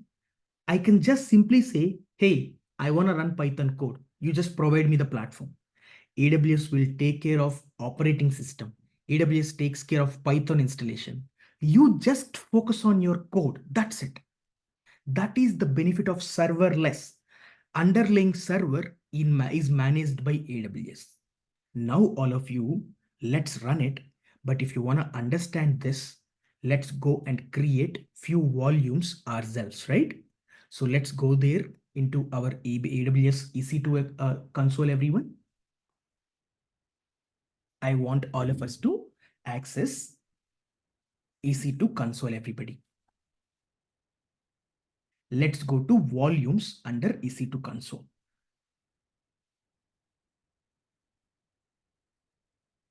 Okay, let's go to EC2 and let's access volumes.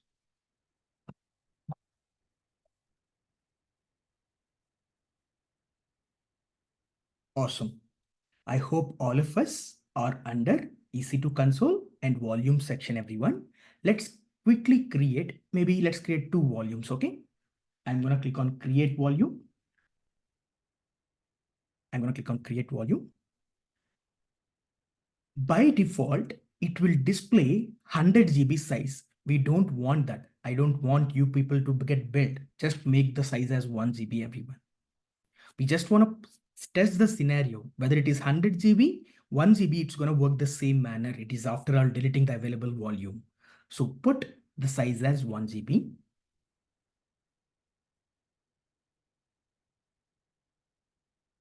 Put the size as 1 GB, everybody. And let's simply scroll down and click on create volume. I want us to create a volume of size 1 GB. I have extra volumes, ignore about it, but you people should be able to create 1 GB volume.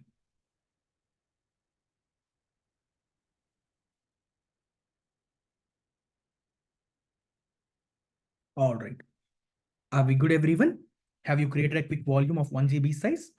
Let's also do it one more time. This time, let's create 2 GB volume so that we can see it's deleting all the available volumes. I'm going to click on create volume. And for the size, I will put it as 2 GB. Create volume with 2 GB size. And let me hit create volume button. The size should be 2 GB, everyone. Don't leave it like that. Don't create with 100 GB and later on don't feel sad because of the bill is being generated. Just put the size as 2 GB. And click on create volume. All right. Are we good, everyone? Are you able to create the volumes with sizes 1 GB and 2 GB? I hope you're able to follow along and I hope you're able to create the volumes. And what is the state of the volumes, everyone? Let's check it. Let's just wait for a minute. What is the state of these 2 volumes at the moment, everyone? Are they attached? Are they in use? Or are they available? Are they free, everybody? They're free. They're not, underutilization. They're not being utilized. They're available, right? It means you're unnecessarily paying for them, right? And now all of you, we are going to run our Lambda function and we are going to delete them. Okay. I want all of us to access our Lambda console, our function console. And if you look at this code, what exactly we are trying to do, everyone? Of course, if it is, of course, you people, your staff, I mean, your tutors will explain down the line what exactly Boto 3 and all those things. But I'm just giving you a holistic view as we don't have enough time. But to put it in a nutshell, what I'm trying to do is I am accessing with code. I am connecting to EC2 in US East 1 and I am checking volumes. You see? Describe volumes. I am describing, I'm getting all the volumes and I'm applying a filter. What volumes am I asking? With a filter, what do I mean by that? For example, if I put a filter available, what's going to happen, everyone? On the console, I have total 10 volumes, but I put a filter on available. What's happening? It will only give me the available volumes. It will not give me all the volumes.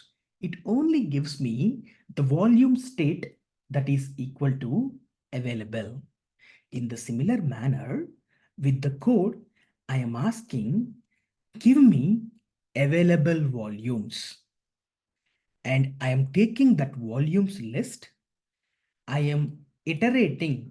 It means I am looping. I'm reading one volume ID, one volume by other volume, and I am getting the volume ID and I am deleting that volume. You see line number 31 and 32, what exactly it is trying to do? It is taking volume by volume and it is deleting that volume. This is what is happening in this code.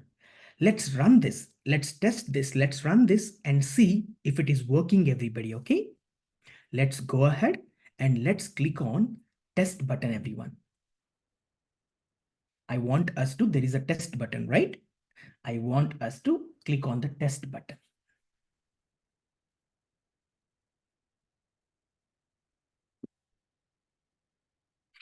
I want us to click on the test button. Okay. Now you just have to give some name here for event name. As you're testing, you just have to give a name. Just put sample, that's more than enough. Just any name, just put any name. You just have to give a name for your test, that's it. And click on save. Just put sample and click on save, everyone, that's it.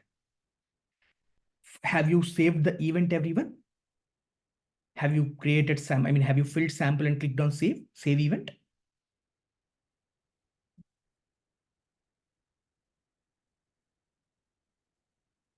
So shall I show this one more time? Just give me a minute. Delete. Okay, yeah. So what's going to happen is that when you click on test, it will show you this space. You just have to fill sample and click on save. That's it. Okay. Awesome. Now we are going to click on test again. First of all, you just have to do one-time activity, that is to save the event. Now you click on test, it will run. I want you people to click on test.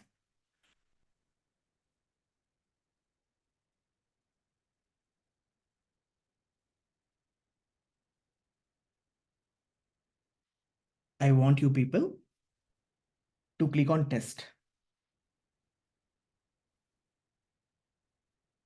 Have you clicked on test button, everyone?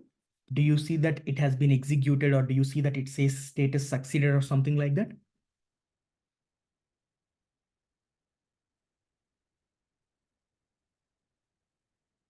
If you click on test button, the function should run, right? The function will run. And first of all, what is the proof? Forget about Lambda function. Let's come from the proof side. If you go to your volumes, if you reload your volume space, you should not have any volumes that are available. The available volume should be deleted. Can you please quickly verify that? If you go to your volumes, the available volumes are deleted. Now everyone, coming back to the Lambda side. Okay, first thing, is it tough like EC2 compared with EC2? It's not tough to run a Lambda code. I know that we don't know Python, we don't know Boto 3. I'm not talking about that. Think from the infrastructure side and management side. Python code you can learn, but as a cloud engineer and DevOps engineer, our focus is to create the infra, right? And when you think about that infra, you see, it's much more easier to run. It's much more easier to configure. You simply opening it and you simply running it. And now everyone, how many seconds or how many minutes that you think we have been built? Out of all the 2 hours that we are discussing, you have been built for 951 milliseconds. That's not even a second, maybe at max 1 or 2 seconds, right? You can see that at the end, I'm seeing, you see, it's built for 951 milliseconds. And if I show you Lambda pricing, let me show you Lambda pricing. If we go to Lambda pricing, that is really cheaper as well. Let me just go to, come on. Yeah. I'll go to free type. Just give me a minute. Did your volumes delete? Yes, Obugo, if you check your EBS, my volumes deleted. You just check your volumes. It should be deleted cause mine didn't. That's weird. I'll check it. Don't worry. AWS free type. So if I go to AWS free tier, let me show you pricing. Yeah, if I go and show you Lambda, every 1 month you get to run 1 million requests freely. Okay, so if you practice for the next few more months, you will not be charged for Lambda at all, because that will be just every month, not just and always free, not just for the first 1 year, but it is always free. Even if your account created last 5 years, you can run 1 million requests for free. That's the best part about Lambda.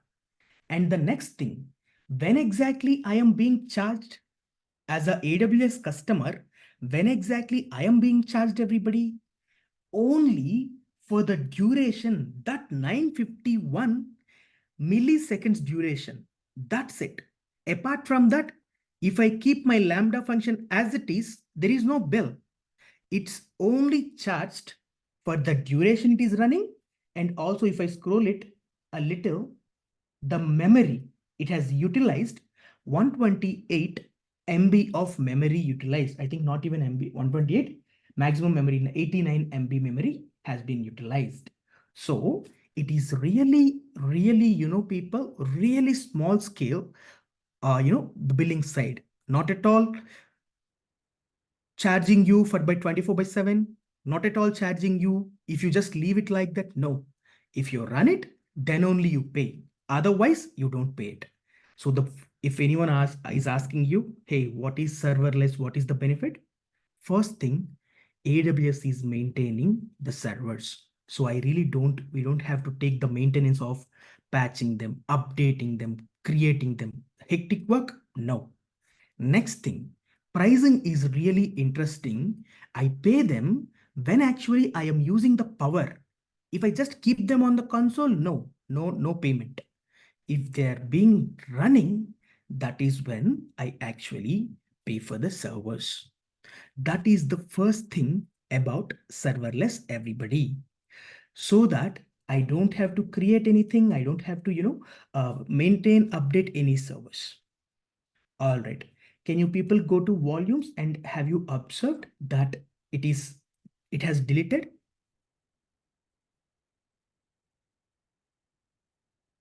Now, one serverless service that we discussed about is Lambda, right?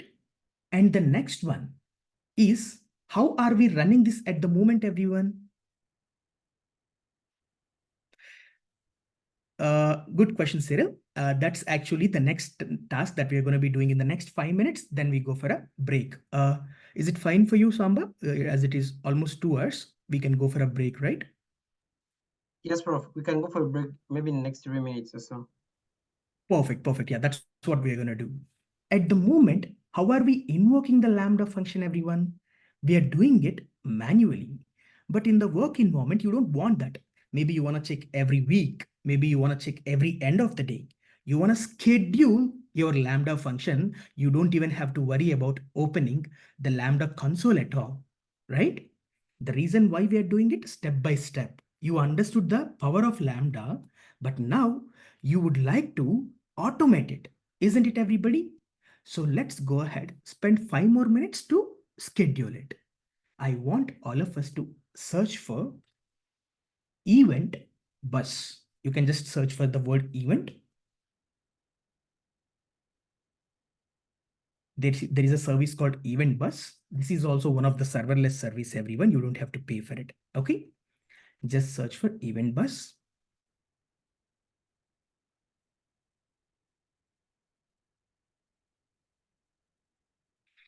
And open Amazon event bus.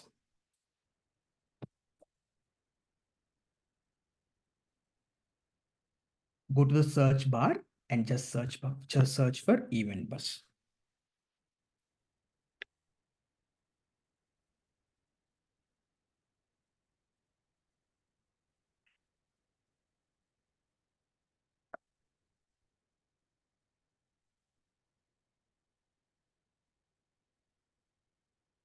If you access event bus, under left side, on left side, under buses section, there is a concept called rules. There is a section called rules. I want us to click on that rule section.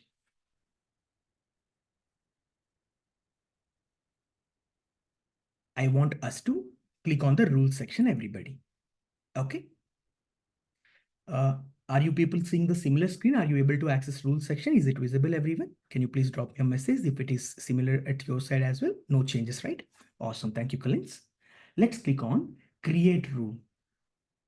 Let's click on create rule.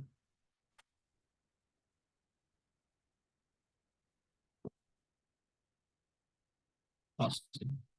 Once you click on create rule, maybe we want to give a name, maybe schedule, sorry if the spelling is wrong, that's fine.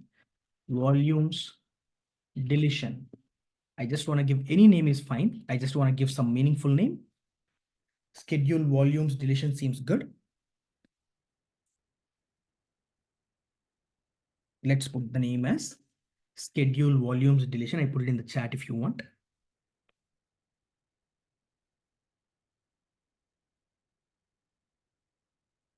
Put schedule volumes deletion and select schedule option here. I want you to select schedule option here.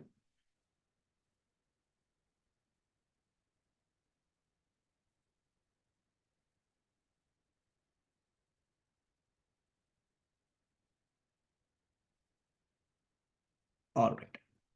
Once you click on schedule, everyone, click on continue in event bridge scheduler. So let's click on continue in event bridge scheduler.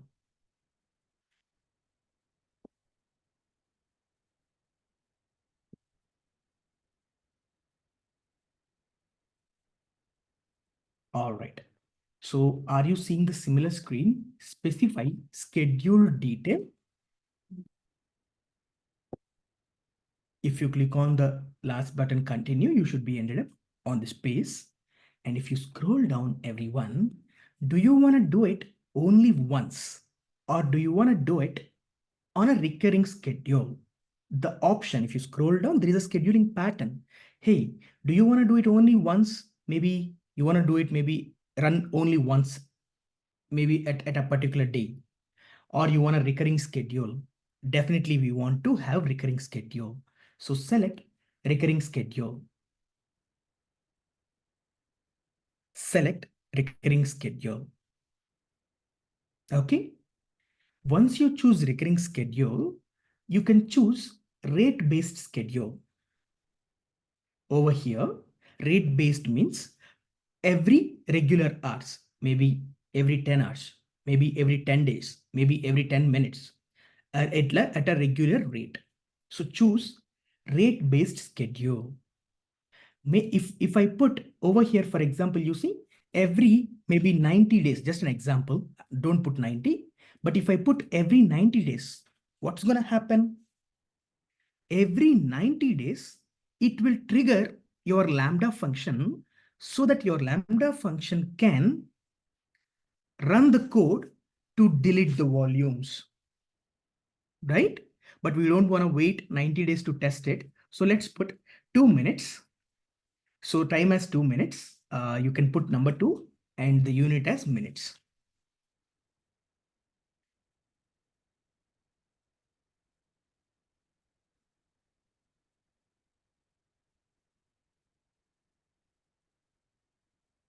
Let's put the time as 2 and the unit as minutes, everyone. So what's going to happen? It will run every 2 minutes.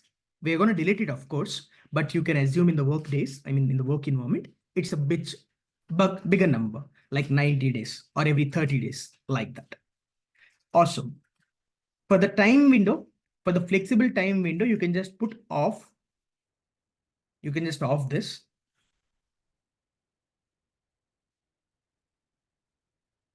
That's it, everyone. Just put 2 minutes. Flexible time window, let's off this and you can click on next. Okay. Rate is 2 minutes. Flexible time window off and click on next. Now, what do you want to schedule Event Bridge have the capability to send events to all these services. It can start code build. It can start Kinesis. It can start anything. But what do you want to invoke in that duration? What was our end goal, everyone? What is the target? We want to invoke our Lambda function. You see, there is AWS Lambda invoke, right? So as soon as the schedule time starts, it's going to invoke Lambda. So select AWS Lambda invoke here. I want you to select this AWS Lambda invoke.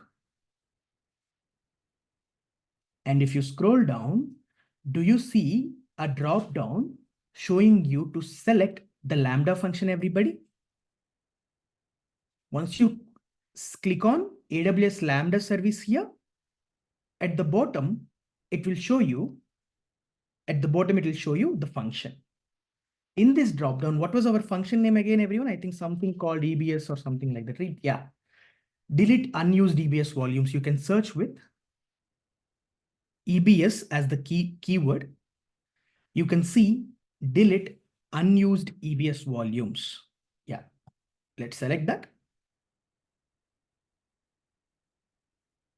That's it, everyone. You just have to select it, scroll down and click on next. Okay. Scroll down and click on next. We are selecting an event and we are clicking on invoke Lambda function. We are choosing the Lambda function. Click on next. Finally, you are on the settings page. You don't have to do anything. Click on next here. You don't have to do anything. Just click on next.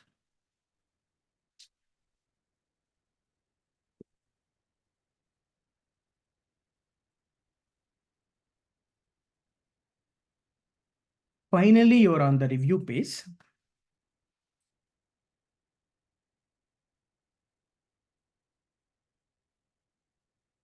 Finally, you're on the review page, everyone. You can scroll down and click on create schedule. That's it. You can scroll down and click on create schedule.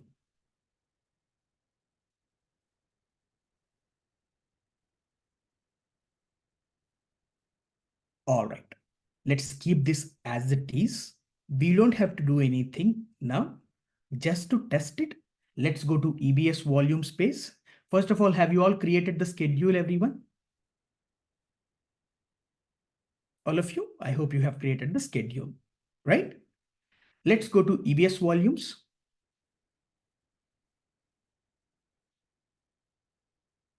Because we want to test it, right? You have scheduled it, but until and unless you see that it is automatically running, there is no point of doing it. So we're going to create the data so that we see that it's being deleted. So let's click on create volume. And I'm going to put size as 1 GB. And I will create the volume.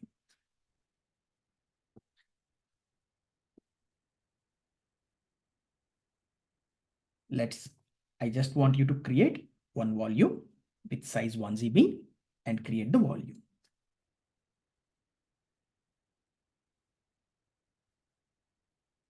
Have you created the volume, everybody? That is in the available state. If you have done it, we don't have to do anything. We are just going to wait 2 minutes and we are going to reload this. Okay. Let's just wait for 2 minutes so that we see that our scheduler, right? Our event bridge scheduler triggers automatically every 2 minutes so that the Lambda code here, the Lambda function can run and it will delete the volume as per our code. Let's just reload this. Let me just wait for a minute.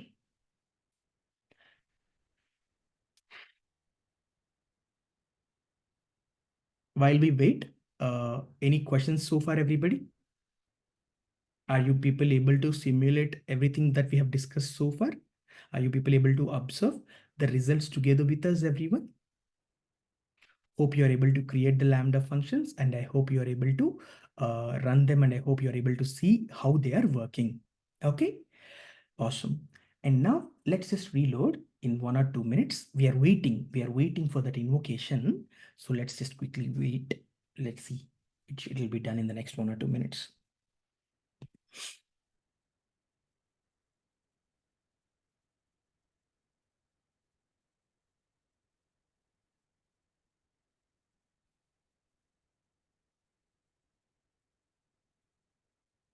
While we wait, what are we going to be doing after the break, everyone? We will create APIs as well. So we're going to create 2 API endpoints so that not only running the schedulers, even if you want to create APIs for the front end, you want to expose the APIs to the front end. We are going to discuss that scenario. Mine is deleted. Awesome, Samuel. Let me just reload now. Awesome. I think mine is also deleted.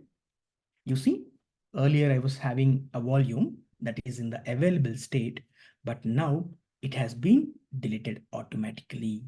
So how exactly it is happening, everybody? Once again, you see, understand the flows. So your event bridge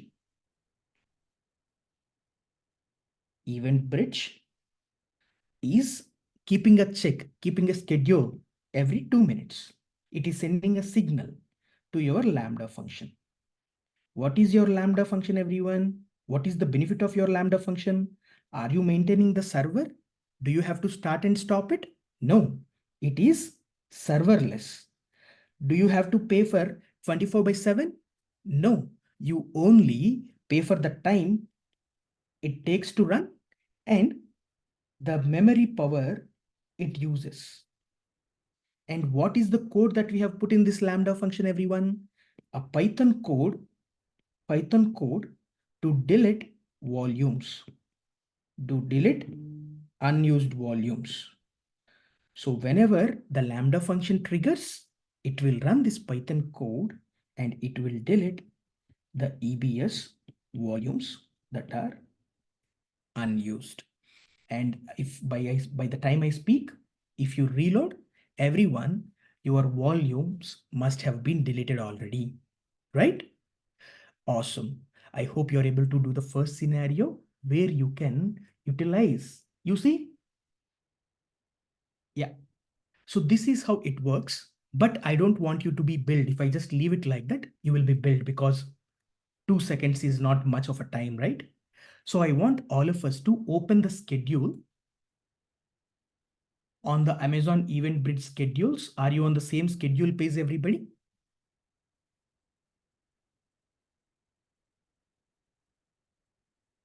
We have created the schedule, right? If you can just access schedule page, everyone, you see there is this button called disable. There is this button called disable. Please make sure everyone is doing this. You can come here, you can click on your schedule, you can disable this. Click on disable button and disable it. The reason, of course, in the work environment, you can enable it, but here you don't have to pay for, you don't have to keep on running it every two seconds or 2 minutes, right? It's waste of time and energy. It's gonna cost you so much if you're just leaving it like that. So that is the reason we just want to disable it. Understanding is important, so you can disable it. Can CloudWatch schedule events be used instead of Event Bridge in this case? And there is any advantage to use Event Bridge? Good, Cyril, good question. Actually, there was no Event Bridge earlier. Okay, there was no Event Bridge earlier. Event Bridge added after CloudWatch actually. What is the reason they brought Event Bridge? CloudWatch is more on the monitoring side and also helping us to create the rules, create the event. But they created a dedicated service called Event Bridge where you can handle various types of events, not just rules, but that is much more wider than just the rules. You can schedule, you can send to other services. That is the reason. Yeah. And to answer your question, both are same. Whether you create under rules here in CloudWatch, you go to CloudWatch. Let me show you. If I go to CloudWatch, yeah.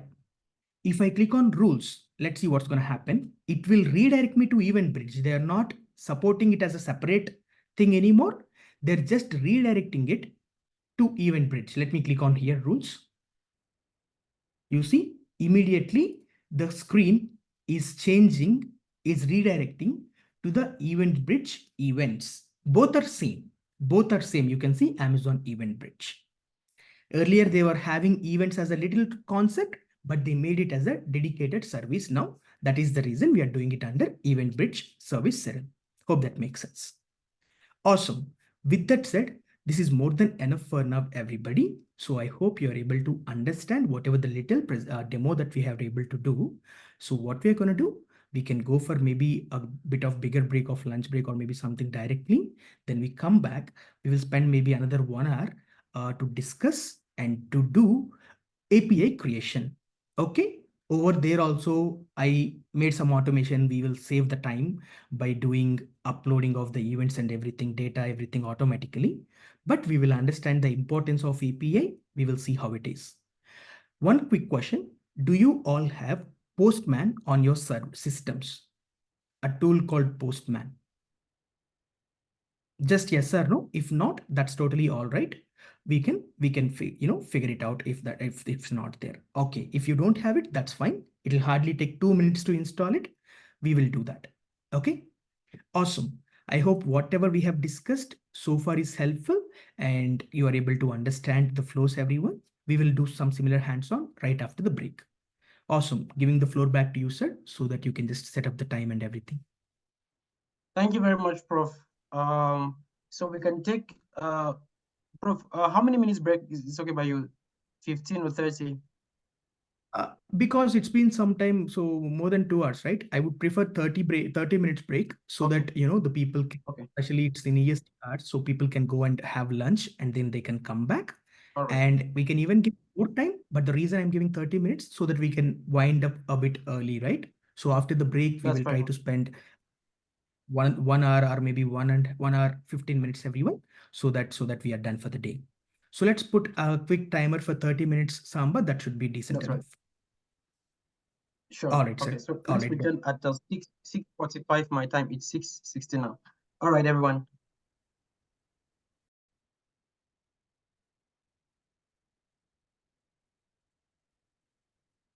All right.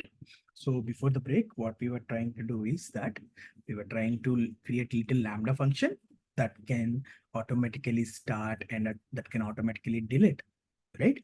The unused volumes, right? And all of it, one of the benefit, why it is called as serverless? Why? Because you only pay when the Lambda function is actually running. The remaining times, there is no charge. You don't have to pay anything. It's totally free if you just leave it like that, right? Now, we are going to be doing another scenario, which would be a bit heavy, but quite useful scenario. We will observe it majorly in the applications. What is that scenario? You might have heard three-tier architecture quite a lot of times. What are all the components that are involved in three-tier architecture, everybody? One, you have web server. Whatever you see, for example, if you open Netflix or anything, whatever you see on the front end, the buttons, the screens, right? All of it is coming from a server called web server. And then you have app server. And finally, you have DB server, right? So that users will access the web server will access the app server will access the DB server. Totally together, it's called as three-tier architecture. But now, for this, what do we have to do? We have to take EC2 for web server. You have to take EC2 for app server, or maybe you have to take RDS, let's assume. But the issue with this is that, like I said, you have to take a lot of maintenance. You have to take care of installations. You have to do updates, patches, all those things. Instead, what we can do, we can take Lambda functions to run our application code. And for the databases, we can utilize DynamoDB. We can utilize DynamoDB database. So that way, DynamoDB is also serverless. You are not charged. For example, let's access DynamoDB. Let's access all of us. I want you to access the service DynamoDB.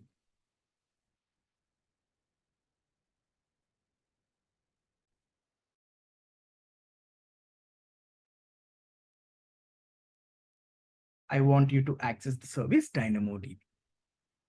Once you search for DynamoDB under US East 1 region, Northern Virginia, go to tables.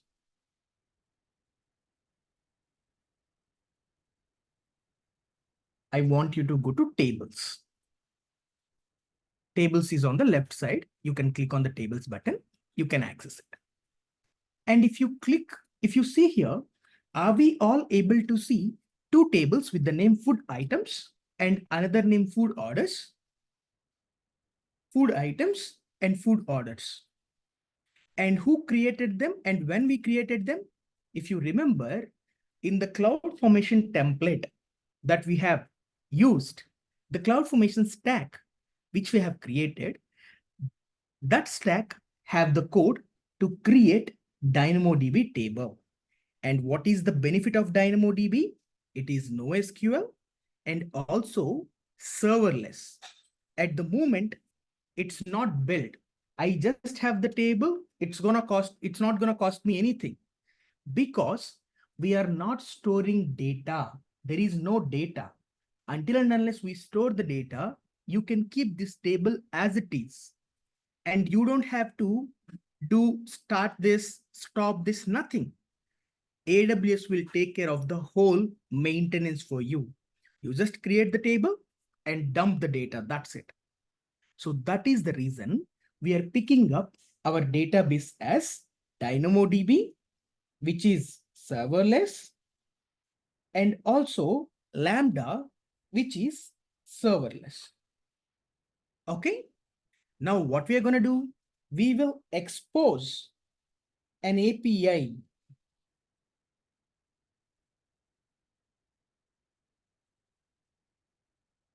We will expose an API via Lambda. What do you mean by API? So all of you, you have multiple servers over here in 3-tier. You have web server, you have app server, you have database server. How do you think this web server is interacting with app server? Or let me give you very easy scenario to understand. Whenever you shop on things like Amazon or maybe eBay or any e-commerce websites, especially when it comes to the payment, if you remember,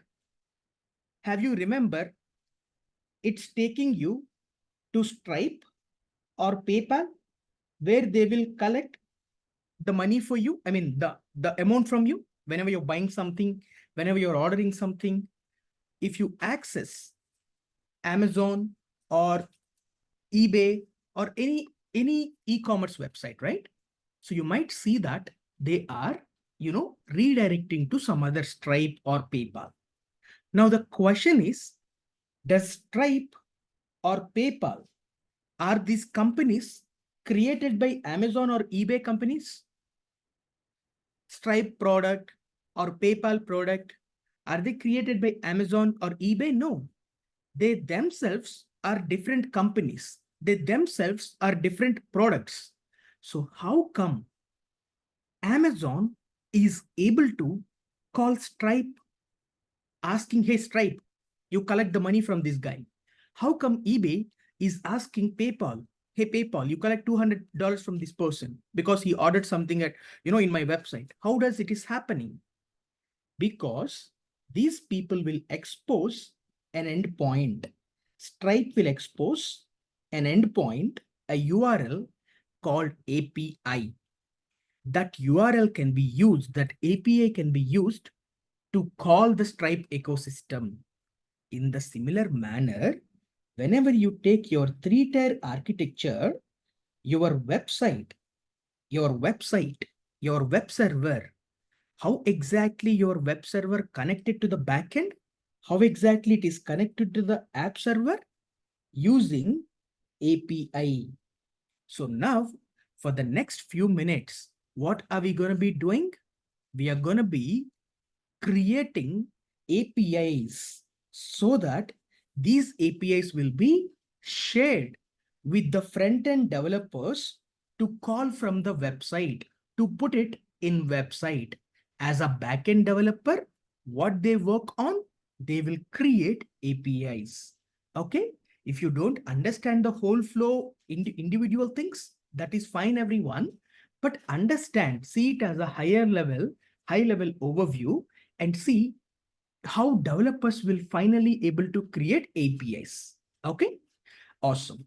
So for the next few minutes, we are going to be doing that particular hands-on, everyone. We will try to create two APIs. One is to get the data, one is to put the data. Okay, awesome. With that said, all of you, I want us to access DynamoDB table called food items. I want us to call DynamoDB table called food items. Let's access food items.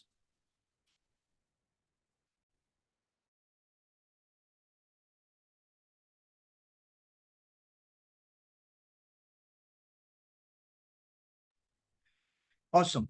Are you able to access food items DynamoDB table, everyone? Once you access that, you click on Explore Table Items button. Explore Table Items button. Items means rows. Do you have any rows in this table?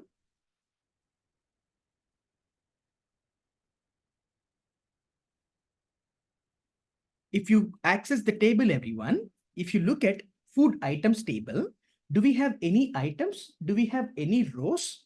Any intra data? Nothing.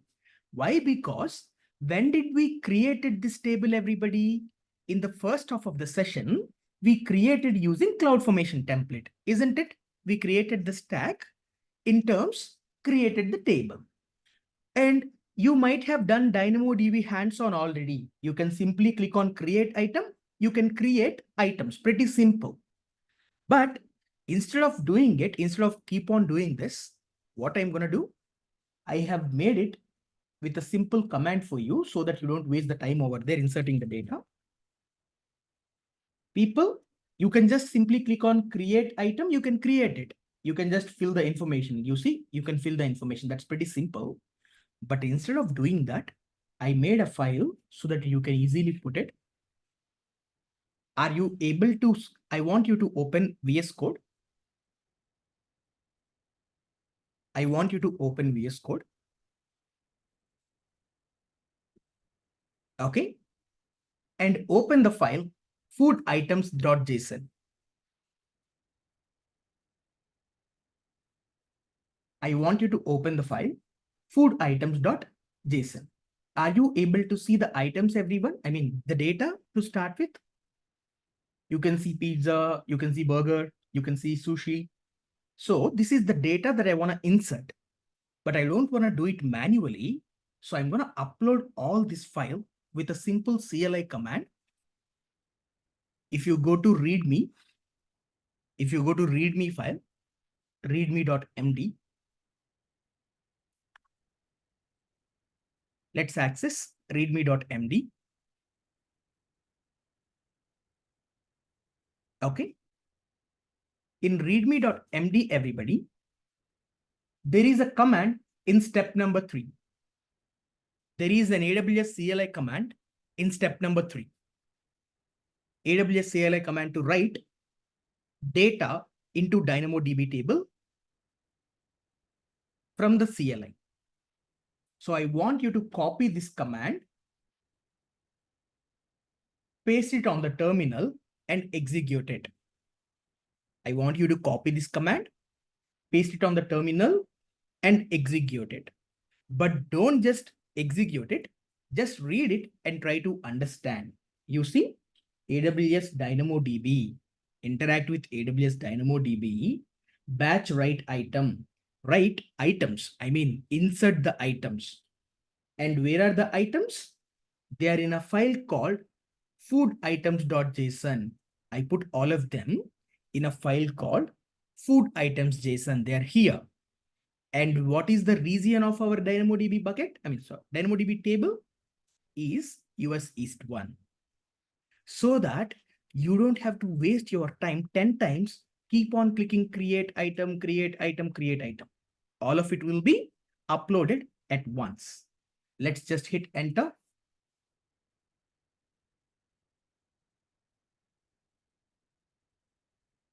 I want you people to execute the command that is in step 3.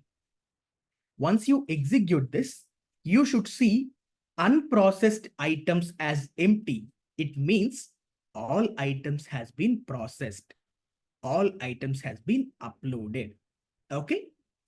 Because I want to save some time over here. So that is the reason I just put this CLI commands that's going to make your life easy, everybody. Now let's go to DynamoDB.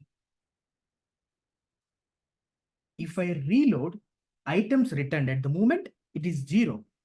But if I reload items returned, are you able to see all the items in the DynamoDB table this time, everybody?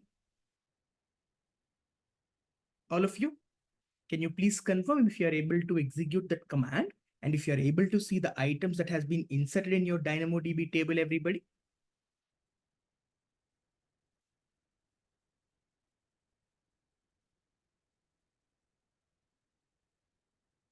So please execute. If you have not done it, just execute it and let me know so that you can insert the data. So now, can I say we have the database table with food items? We have the data with food items. Can we say that we have the table with having information about food items such as food item ID, name of description about the food, name of the food, price of the food. We have all of it, right, everybody? We have a table to do that. Awesome. Now you think of it. Forget about technology. Think from the business flow side. When you click on, you might be having online food ordering apps, right? For example, if you click on a food item, what should happen, everybody? It should give you the details, description, name of the food, and it should give you the price. Isn't it, everyone? You with me? Think from the online side. If you click on a YouTube video, or if you click on a course, or if you click on a food, if you click on a shirt on Amazon, it will give you the details about the product, isn't it? So let's build that use case, everyone. Okay, let's build an API to search food details, to get food details. I want all of us, this is just the data you have. I want all of us to go here, access Amazon Lambda functions one more time, AWS Lambda functions.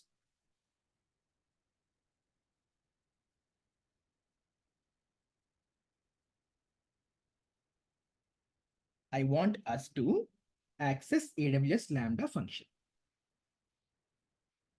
Can you create a new Lambda function if I ask you to create it, everybody? Will you be able to create a new Lambda function? All you have to do is you just have to click on the Lambda and you click on create functions. That's it. Create function.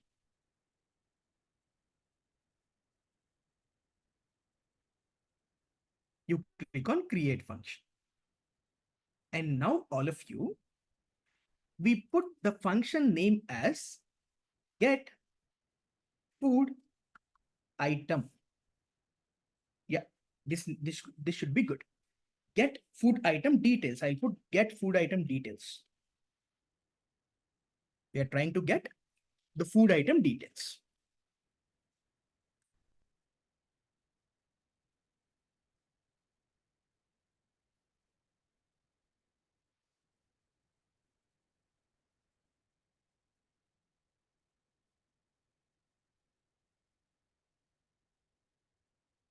Awesome. What should be the runtime, everyone? Once you put the name, let me just copy paste the name in the chat for lazy ones like me. Yeah, you can copy paste if you want the name. What should be the runtime? Like I said, you can run it in any programming language that it supports. For now, as our code is in Python, I'm going to choose Python 3.12. As our code is in Python, I'm going to choose Python 3.12. Okay. So now, what are we doing? We have the DynamoDB table and we are creating a Lambda function. But the question is, can the Lambda function interact with DynamoDB table automatically? Does one service in AWS, can it interact with other service? The answer is no, it cannot. What do you need? You go to change default execution role. Okay. Click on use an existing role. You can click on use an existing role. And what is the role name, everyone, that we created long back? Food app role. Food app role. I want you to choose use an existing role and select food app role, everyone. And what is the reason to select this role? Let me show you the code. If I show you that role code, you see what permissions does it have, everybody? DynamoDB, get item, put item, update item, delete item on what tables? Is it on all the DynamoDB tables? No, only on those two tables that we have created. Least privileges, right? You're not giving for everyone. You're not giving for every table. You're saying, hey, you're allowed to do these things on only these two tables. Okay, awesome. So select food app role, everyone. That's it. You can go ahead and click on create function.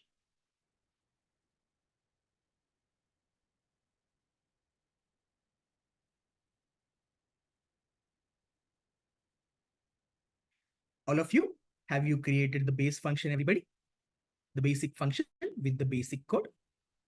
Awesome. But this is not what we want, indeed, right? What do we want, everybody? We want, whenever we say, hey, get me the food item matching with ID 1, it should give me pizza information. Whenever I say, hey, what is the food item matching with ID number 5? It should give me the information about tacos. That is what I want. So let's delete the code, everybody. I'm going to delete the whole code here that we have.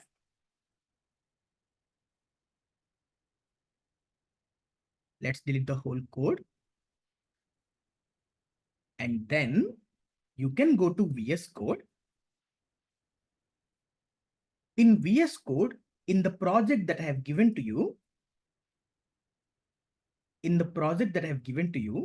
there is one file called get food item details. There is a file called get food item details. I want us to copy all the lines from this file. Get food item details. Please copy all the lines, everyone. Let's copy everything from this file.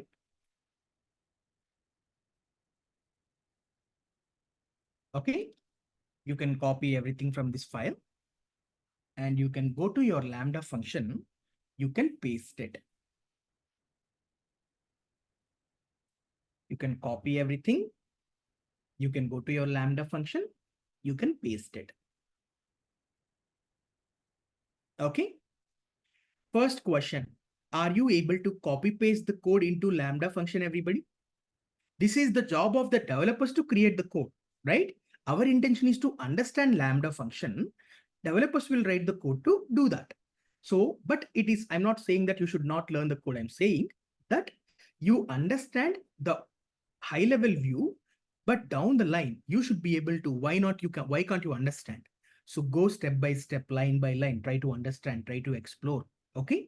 so that you can understand each and every line as well. All right. Once you copy paste, how you can save it? Click on deploy. You're going to click on deploy button. You're going to click on deploy button. Have you clicked on deploy, everybody? I hope you have saved it. And all of you, let me ask you one question. So with that, with the code, what we are trying to say, whenever this Lambda function runs, this will connect to your food items table. It will get the information about food. Okay. But let me just explain you the code. Let me show you the code. You see, forget about the above lines. I will explain about above lines. Let's start from line number 20. Okay. Let's start from line number not only 20. If you see line number 10, do you see the exact table name? Table name equal to whatever the table name of the DynamoDB, right?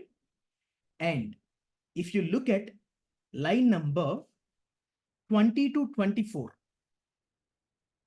if you look at line number 20 to 24, what we are trying to say, get item.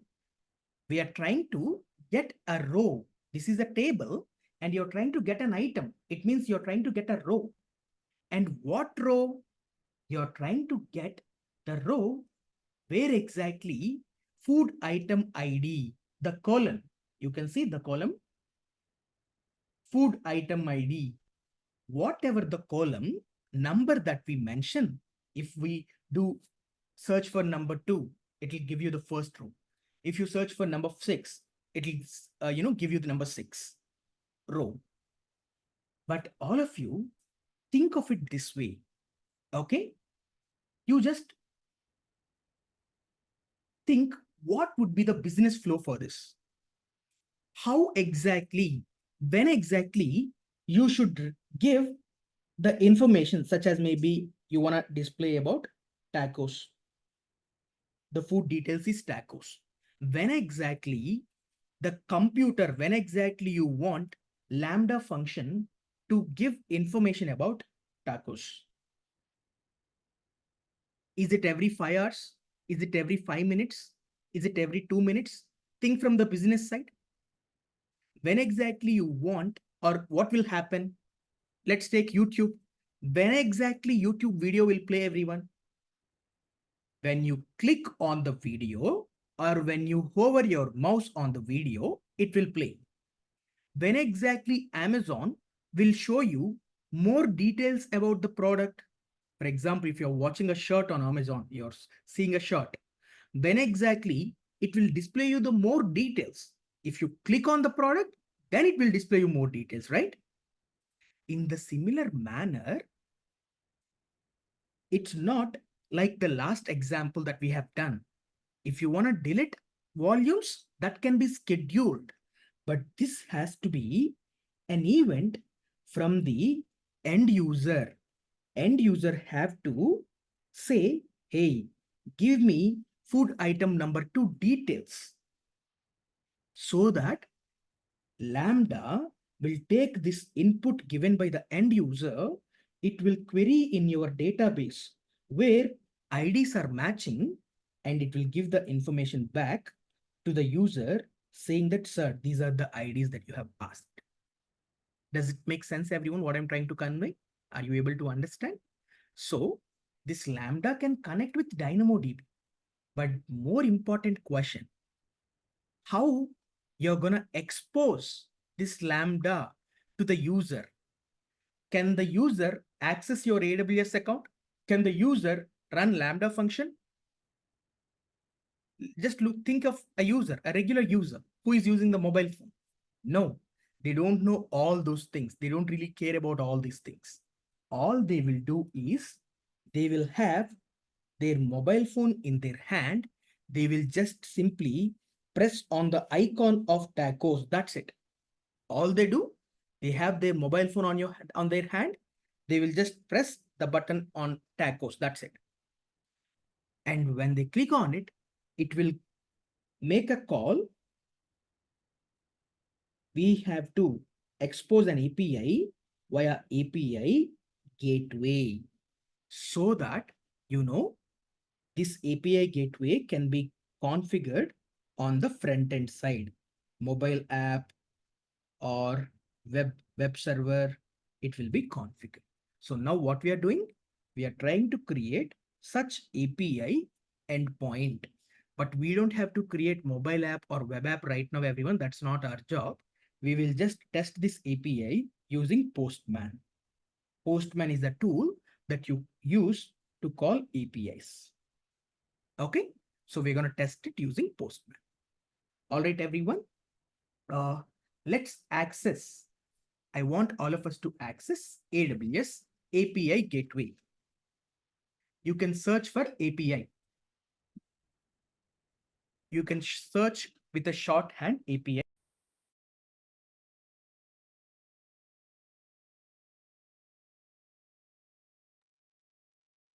Go to the search bar, search for API, everyone. You can see API Gateway. Let's open API Gateway, everybody, on a separate tab.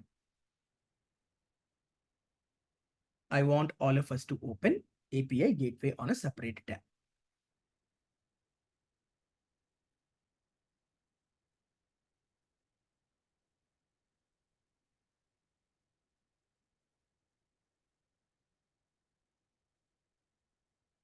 Awesome. All of you, I hope you are able to access API Gateway page, everybody, together with me. Let's create an API, okay? So that we are going to expose our Lambda function to the outside world as an API. Let's click on Create API, everybody.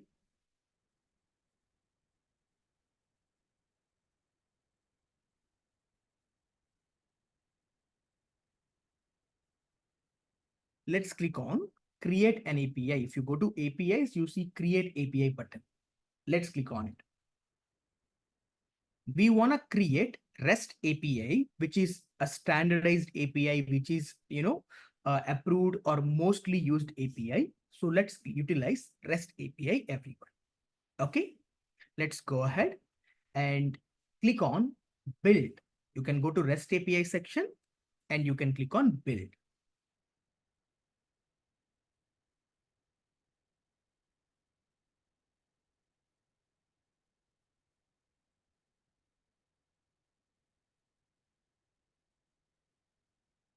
Once you click on Build, it's going to create a new API, everybody. You can give a name to your API. Let me maybe put it as Food API. My food, Food API. I'm going to call it as Food API.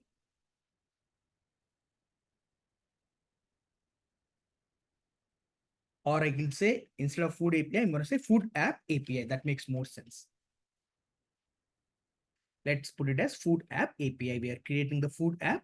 So this is the API for that app. All right. All you have to do is just put a name and you can click on Create API.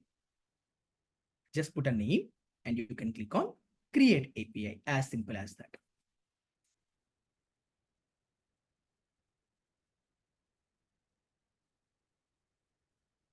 Put a name, click on Create API. Awesome. Once you do that, are you able to see similar screen together with me, everyone? The API screen, right? Where you can create API, right? So all of you, just think of it this way. Let me start.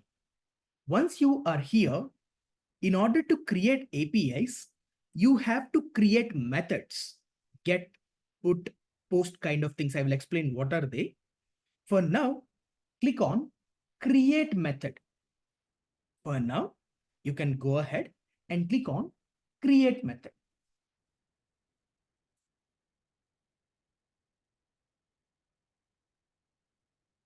I'm showing you one more time. Once you create the API, you will be on this screen. You will be a screen similar to the API. You have to click on Create Method. Now, over here, you can see the method type. On create method, you can see the method type. Okay. What do you mean by that? You see get, put, post, delete, all these things. What are these things? Let me ask you a question. You just think about any data. Let's say you have a data called student information. Think about any data or movie information, movie data, or let's say student information is the good one, student data. Can you think of what are all the operations that you can perform on this? You have students data or orders data. What are all the things that you can perform, everyone? You can create the data. It means inserting. You can read the data. It's querying. You can update the data. It's modifying. You can delete the data. These are the 4 things that you can perform any data. If you understand this little logic, understanding Python and understanding programming or understanding software is pretty much all about this simple word. Why? Because whether you're on working for Instagram, whether you're working for Netflix, whether you're working for Amazon, at the end, everything is revolving around data. And what are all the things that we can do? Create means insert, read, update, delete. Now, for create, can I put the name as maybe create order? Is it a valid name if I want to create an order? If I want to create a Lambda function, create order means, does it make a valid name, everyone? Yes. Create order seems good. Can I put insert order? Can I put insert order? Yes. Can I put new order? Can I put add order? All are same, and developers can put whatever the names that they want, but it would be difficult to understand, right? For some person to make it easy, let me just simply say, if at all you are doing any insertion operation, the method that you're going to choose is post method. If you're creating, that is equal to post. Doesn't really matter whatever your function name. You can call it as new order, you can call it as add order, you can call it as create order. Across the globe, we agreed that, okay, if you are doing any creation, you can choose the post operation, post method. If you are doing any read operation, you're querying something, you're getting the product ID, you're getting the match details, you're getting course details, you're getting food item details, that is under get method. On a level standard, we agreed to utilize get. If you want to update something, that is put or patch, anything can be used. And if you want to delete, you're going to use delete method. So depends upon the action item that we want to do. These are the standard things that we are agreed, everybody across the globe agreed to follow these standard approaches. Now, if I want to get the item details out of all these methods, which method do you think should we utilize, everybody? Get method. We are trying to read. So I'm going to perform the method as get. I'm going to perform the method as get. Okay. Now, what are we trying to interact this with? What are we trying to interact our API gateway with, everybody? What is the end goal? We are trying to let our API gateway interact with Lambda function. That is the goal. So that Lambda can connect to database and give the response back. So choose function as Lambda function. And what is the name of our function, everyone? What is the name of our function? Get. I'll search with food because easy to get it, because I put the name as food in it. Get food item details. You can see it here. Select the function name. And very important, you should enable this flag, Lambda proxy integration. Otherwise, it's not going to work. Make sure by default it is disabled. Make sure you enable that. Make sure you enable that flag, everybody. Lambda proxy integration. What does it mean? Whatever the event API gateway gets, API gateway directly sends that. It won't do any further processing. Directly sends that structure of the event, total event, to Lambda, total data to Lambda. So you have to enable Lambda proxy integration. It should be enabled. It should be like this. All right. Is it completed, everyone? Have you selected the method type as get? And have you enabled Lambda proxy integration? And have you selected our Lambda function, everybody?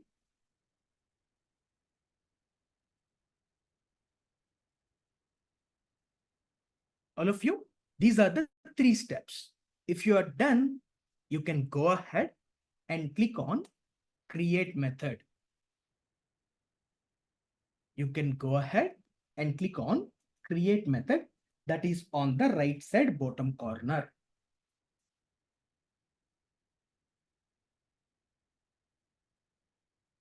Can we use multiple methods for one API gateway? Definitely, Samuel, we can use multiple methods for one API gateway. We can use multiple resources as well.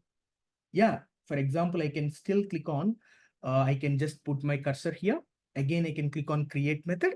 I can use multiple, methods. Why? Because you have multiple stories, right? For example, if you want to post an order, you want to order something, that would be post method. Maybe later on, you want to update your profile name on the Uber Eats. That would be update call, put method, right? Maybe you want to delete something. Maybe you want to delete anything. Maybe you want to delete a post from your Instagram. That would be delete method. So it is totally possible to create them. Okay. Awesome. All of you, have you created the get method? Do you see the get method, everybody?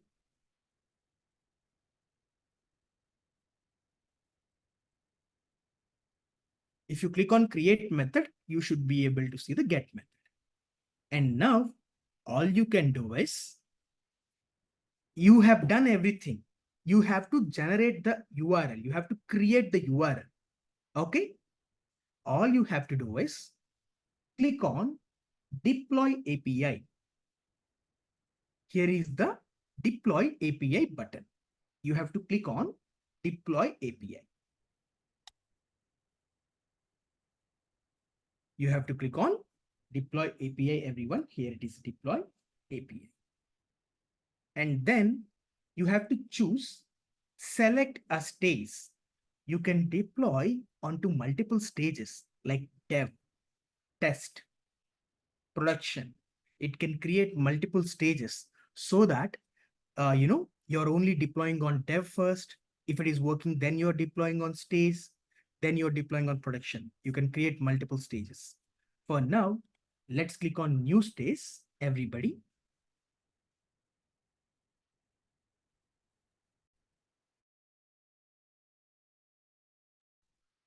For now, let's click on new stage, everyone. Let me call this stage as dev. Let me put the stage name as dev. Okay. For now, let's click on new stage and let's put it as dev. And click on deploy everyone. Let's click on deploy.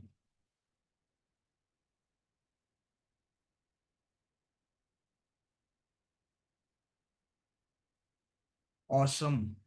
As soon as you deployed it, are you able to see you have been moved to the dev stage, everybody? I mean, are you able to see stages, dev?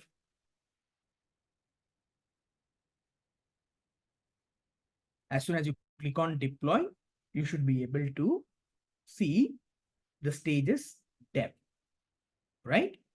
If you click on this plus icon, you can even see this is the method you deployed. Get method is what you deployed under dev stage. I want all of us to extend this plus icon, click on the get method. I want you to click on the get method. Are you able to see the URL, everyone? In order to invoke that method, in order to invoke that endpoint? All of you? Are you able to see the URL?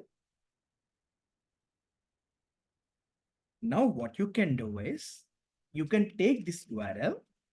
I think you don't even need Postman for this. Just give me a minute. You can even do the get operation from the browser as well. I'll tell you how to do that. Just give me 1 minute.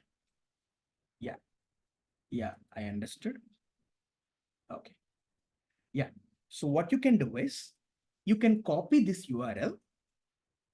You can copy this URL, everybody. Go to a browser. Go to a browser. Let me just do ID equal to. Just give me 1 minute. Yes, yeah. You can go to a browser, everyone. You can paste this URL. You can open a tab. You can open a tab. You can paste this URL. Open a tab, paste this URL. Okay. And now, all of you, what you can do is, at the end, are you able to generate the URL first, everybody? Are you able to generate the URL? Are you able to post it on the tab, everybody? Now, what you can do is, at the end of the URL, after the slash, put question mark, put a question mark, mention ID equal to any number between 1 to 10. Maybe I'll call ID 1 and hit enter. Question mark. Let me just give you the pattern if you want. Let me copy and paste it in the chat. After your URL, you have to put this pattern, everyone. ID equal to 1. Are you able to see the first item? The ID, are you able to get the ID? One item from the food items table, everybody. If you put ID equal to 1, can you query? Are you able to see this item? Pizza, $12, classic margarita pizza. Are you able to do that? Maybe you can change it. Maybe instead of ID 1, maybe you just put ID 5. It will change. Instead of pizza, it will just change to tacos, where the description, item ID, price, everything has been changed. You can change the ID value to 7. You can change the ID value to 10. It will give you the items matching the ID. Whatever you're giving, it will give you the items matching the ID. All of you, are you able to do that, everyone? Are you able to generate an API endpoint? Are you able to make the get calls? Are you able to see the information on the browser? All right. Let me summarize what we have done so far. Okay. At the moment, we are just doing it on the browser. But in reality, what's going to happen? I will give this to the front-end engineer, the person who develops the website, the person who develops the mobile app. So now what he will do, let me show you. You have DynamoDB. Lambda, and you have API gateway. And what we have done with API gateway, everybody, just give me API gateway. So what are we able to do with API gateway? We are able to generate API URL. We are able to generate API URL. And now what we do is we will give this URL to the front-end team for the website developers, mobile app developers. What they do is they will configure this in the website or mobile app, so that when you select that particular item, automatically what they're trying to do, they are making, the mobile app is making a API call to API gateway asking, hey, give me food item ID 1. API gateway will pass the information to Lambda. Lambda will connect with DynamoDB, gets the information back, passes it to API gateway. API gateway further passes it to, the data will be passed to the mobile app or website. That is how the data is rendered to you in the beautiful UI that you see and given it to you. That is the reason whenever we are logging in, you take any website, that is what happens when you log into Amazon, when you log into anything. For example, let me show you.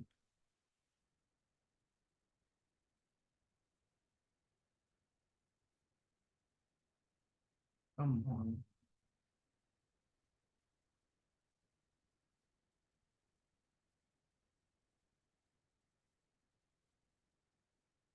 Let me search for shirts. You see, as soon as I search for shirts, what just happened? I want you to look at the URL in the browser. Let me make it bigger. I can't make the URL tab, but let me just show you. You see, question mark K shirts.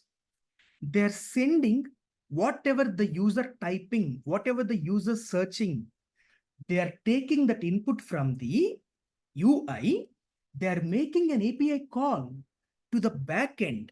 And what are they passing? They're passing the keyword shirts, right? And it will search for that shirts keyword, give the data back. For example, if I let me click on any particular shirt. If I click on this shirt,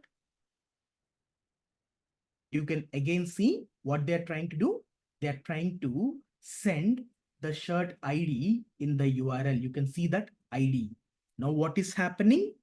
It is making a backend call to say, hey, go and search for this particular shirt ID, get me all the data, title, price, images, whether available or not, sizes, details of the product.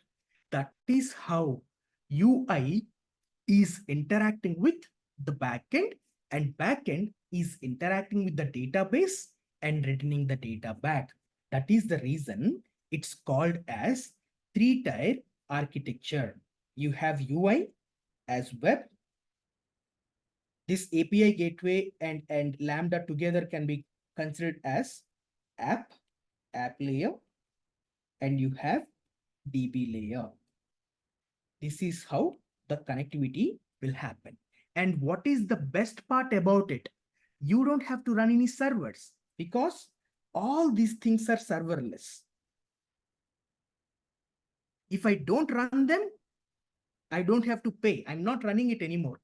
If I click on the URL, if I access the URL, that is when I am invoking Get. If I don't access, if a user not clicking on the buttons, no bill. So that is the best beautiness about serverless. You only pay when you are running and less maintenance headaches.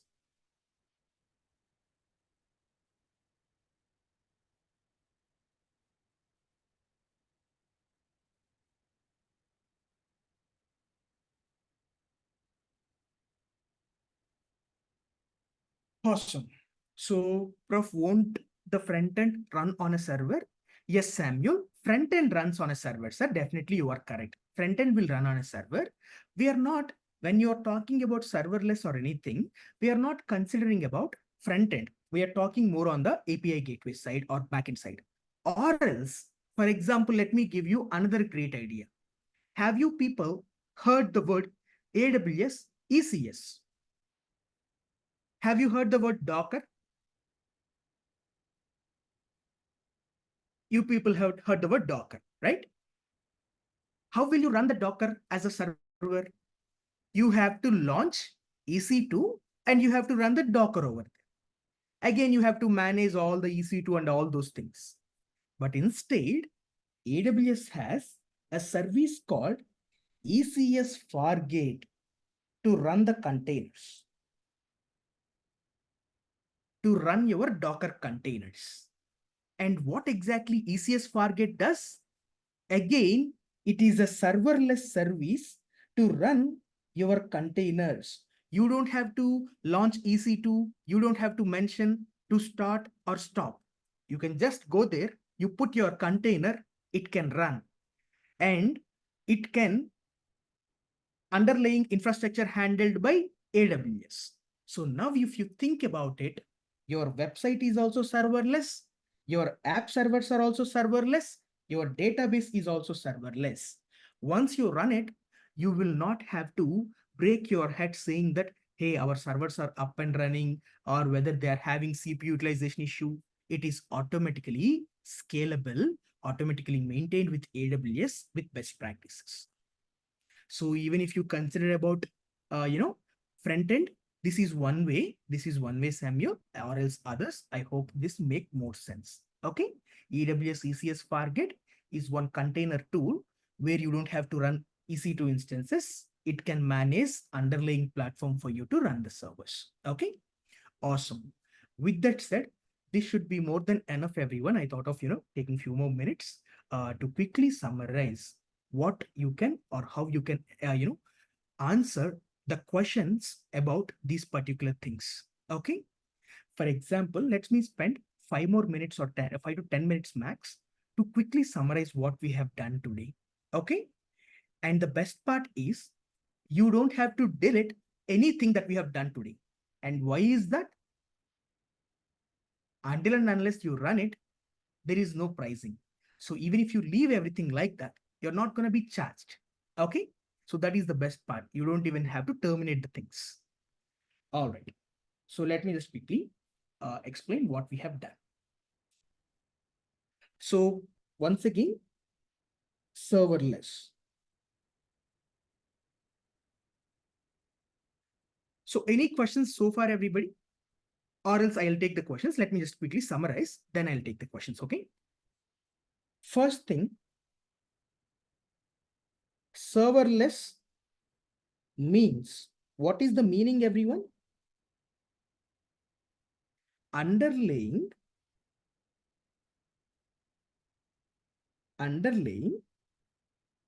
infrastructure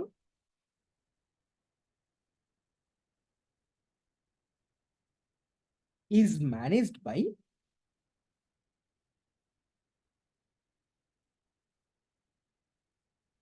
cloud service providers such as AWS. And how serverless resources are built, everyone? How AWS Lambda, API Gateway, S3, DynamoDB, how are they built? Billing is the best part. Built only for the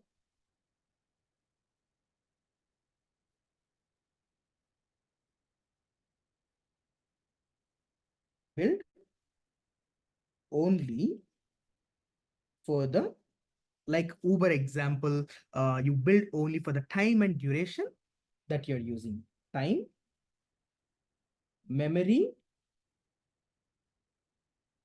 or storage used. Not 24/7 like EC2. Next, What is the benefit, everyone? Because of these things, less maintenance, headache, as AWS takes care of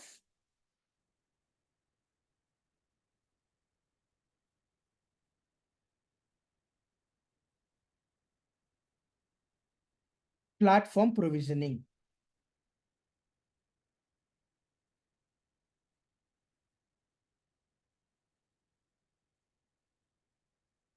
As AWS takes care of platform provisioning, everyone. These are the best things about serverless. And what are all the services that are example for serverless? Examples of serverless. You can start from S3, Lambda, API gateway, DynamoDB. You can even think about SQS, SNS, SQS, SNS, ECS, Fargate. There are so many. There are so many. Not just these things. There are so many. But Lambda, API gateway are the majorly used examples. All right. So these are all the explanations for serverless benefits, everyone. Okay. And if anyone is asking you, what is your experience with Lambda? What is your experience with API gateway? What is your experience with serverless? You can explain these things, right? For example, use cases, serverless use cases.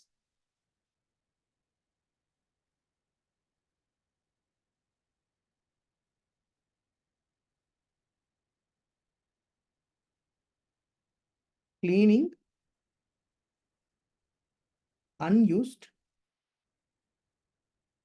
resources using AWS Lambda.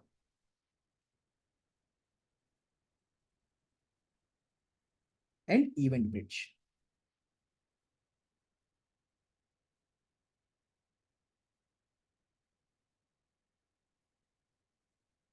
Exposing or developing, let me just say creating, easiest word. Creating APIs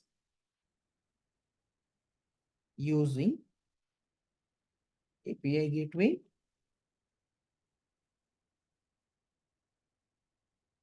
Lambda, DynamoDB. So that you're exposing the APIs. There are so many examples, everyone. For example, you can even create a Lambda function for security. For example, if you think about security groups, what is the very common mistake that we do every time when we create a security group? We'll put source as open for everyone. Isn't it, everybody? Whenever we do create our EC2 instances, as it is just for the demonstration, we will put sources as 000. We'll just open it for everyone. Can you do that in work environment? Can you enable sources for everyone in the work environment? The answer is no, you cannot. But what if you enabled it by mistake? You're doing something else, by mistake you enabled it. What has to do? Again, you can configure your Lambda function. You could create a Lambda function as soon as security group, a new security group is created, event bus can trigger an event to Lambda function saying that, hey, Lambda, there is a new security group has been created. Do you want to go and check if this new security group has the bad rule, any wider sources enabled. So what exactly the Lambda function will do? As soon as any security group created, it goes there, it will check the security group, and if is there any IPs like this, it's gonna delete that rule or it's gonna fix that rule. This is called as auto remediation. You don't have to sit in front of the system. You don't have to administrate your system. Even by mistake, if anyone is creating a security group, right, and they're forgetting with this IP address, which is bad, what's going to happen? Your Lambda can trigger, can verify security group, can delete that rule, or can modify that rule with a common IP address that you put instead of that one. So you can even fix those things. So this is how you can explain the things about serverless total everyone, and even you can explain the things about, you can explain the things about what use cases that you specifically worked on serverless. By mistake, I have clicked on the wrong button. Just give me 1 minute to quickly help you with the screenshots if you're interested. With that said, we are done, everyone. If you have any questions, I'd be here for a few more minutes. I'm happy to answer your questions, everyone.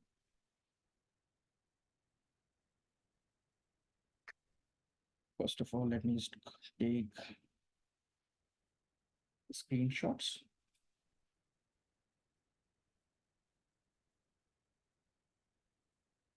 So if no questions, one of the reason is either it's understood or it's not understood at all, but that's fine if it is the first case. But I would say don't consider, of course, I know that personally it's involving lot of integrations, but you have to see it this way. See the bigger picture. One or two things, implementation details missing, you can fix them or you can understand them later, but at least try to understand what is the benefit that you're getting, what is the bigger picture that you're trying to achieve. So with that said, we are done for today. I mean, I think I am done. So if no questions, I'll give the floor back to you, sir. Thank you very much, Prof. We really want to appreciate the enormous amount of time you've spent here with us, with our audience, on being able to give a deep dive on building serverless architecture. We believe that we'll be able to use this in our careers, especially for those maybe who are looking forward to getting into the industry and all that. So thank you very much. Thank you very much, Asaf, on the team. So on the team as well, we have Asaf, we have Eric. So Asaf has already made a post on LinkedIn, so we can kindly reach out there and let's appreciate everything that has been done. This is part of the networking. I've seen a lot of people who've gotten great opportunities because they don't just focus on what they learn on their own, but the ability to network and connect with other industry leaders. I think it's very, very important. Right now, the market is opening for those who are searching. It's a great time to go more aggressive, be part of community life, help as many people as you can, keep teaching what you can learn or what you learn. And I think that's how we want to build a solid tech community. Thank you very much, Prof.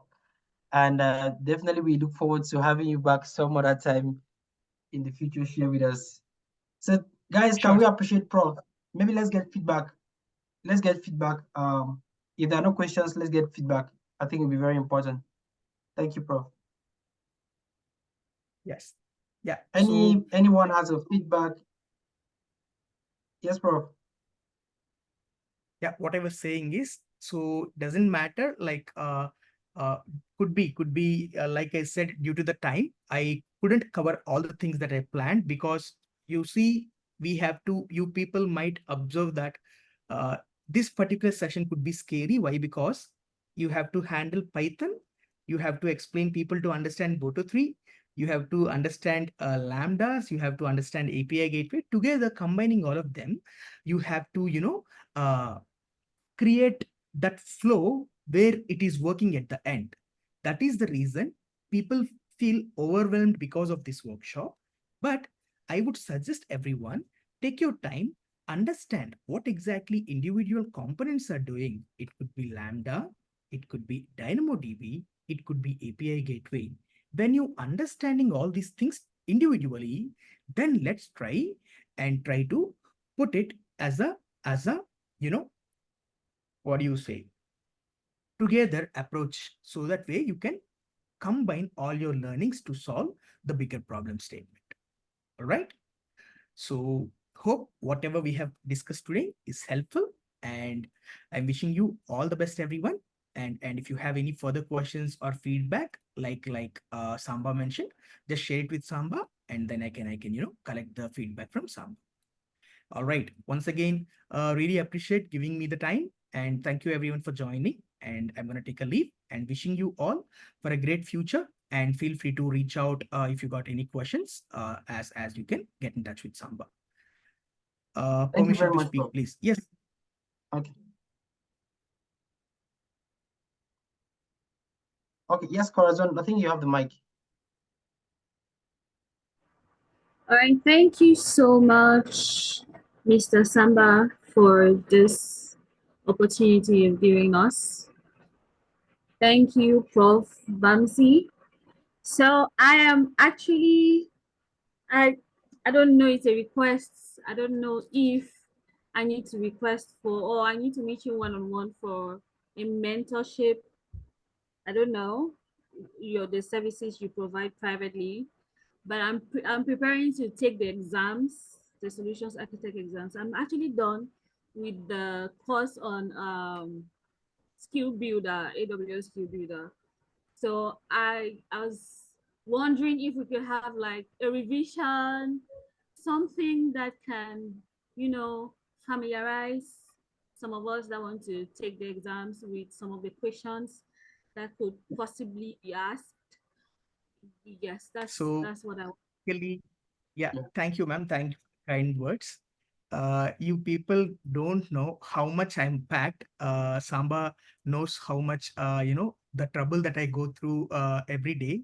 It's just that I'm fully packed from all the corners. So forget about private classes. The thing is, I don't even have the bandwidth to and actually handle a group of 10 people or handling a group of 5 people, because I'm packed with my personal works. I'm packed with the current peer school that we run, and also I do handle freelancing projects.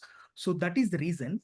But I can, whatever the Yeah. process that you're doing, it's always not just students, even outside people will connect with me. You're always open to, just if you have any problem or if you need any guidance, just shoot out a LinkedIn message to me, so that I can just give you the steps. Maybe if requires, I can have a quick 5 minutes call, and I can explain you people, and I can just give you the steps what to do, or I can guide you. I know Samba people are already doing it. I would Yes, suggest sir. you people already maintain, and I already do this together. But Yes, sir. definitely, if you want any further guidance, you can get in touch with Samba, or you can just drop me a message on LinkedIn, so that I'll be able to help you. But like I said, I don't want to promise something that I cannot achieve because of the times, right? So that is the reason I'm just setting that expectation. But yes, ma'am, you're always free to, go reach out to me, and Samba, you can just share them my details, so that Yes, if sir. they need anything, they in touch with you, and then they can just come with later on. But of course, you're already maintaining a strong community. They will get the answers over there itself, right? And Absolutely. also, yeah, if you need any interview, not interview, sorry, certification guidance, yeah, I'll give you where to prepare from, or I can guide you on what are all the courses, or maybe what kind of mocks you can do. I can do that, ma'am. I really don't mind. You can just drop me a message. All right. Yes, Prof. So in line with that, we equally have a team that supports in line with that. So Corazon, you can reach out to me and we'll follow from there. Perfect. All right, thank you Perfect. very much. Absolutely. That's good. All right. Uh, So any so other I'll take a leave. questions? Yes, Prof. I think we're good. Okay, because it's already 12:30 a.m. at my side. So I'm traveling to, tomorrow morning. So that's the reason I'm just uh, winding up. But once again, thanks everyone. Special thanks, Samba. Really appreciate, and I'm really proud of you, sir, for all the great work that you're doing, and looking forward to hear all the great news from the batch. Good luck, everyone. Thank you very much, Cheers. Bye. Thank you. Thank you, bro. All right, everyone, let's have a wonderful weekend. And we connect again for our next session. Any other challenges, you can always reach out to me. Thank you. Bye, everyone. Thank you for your time. You're welcome.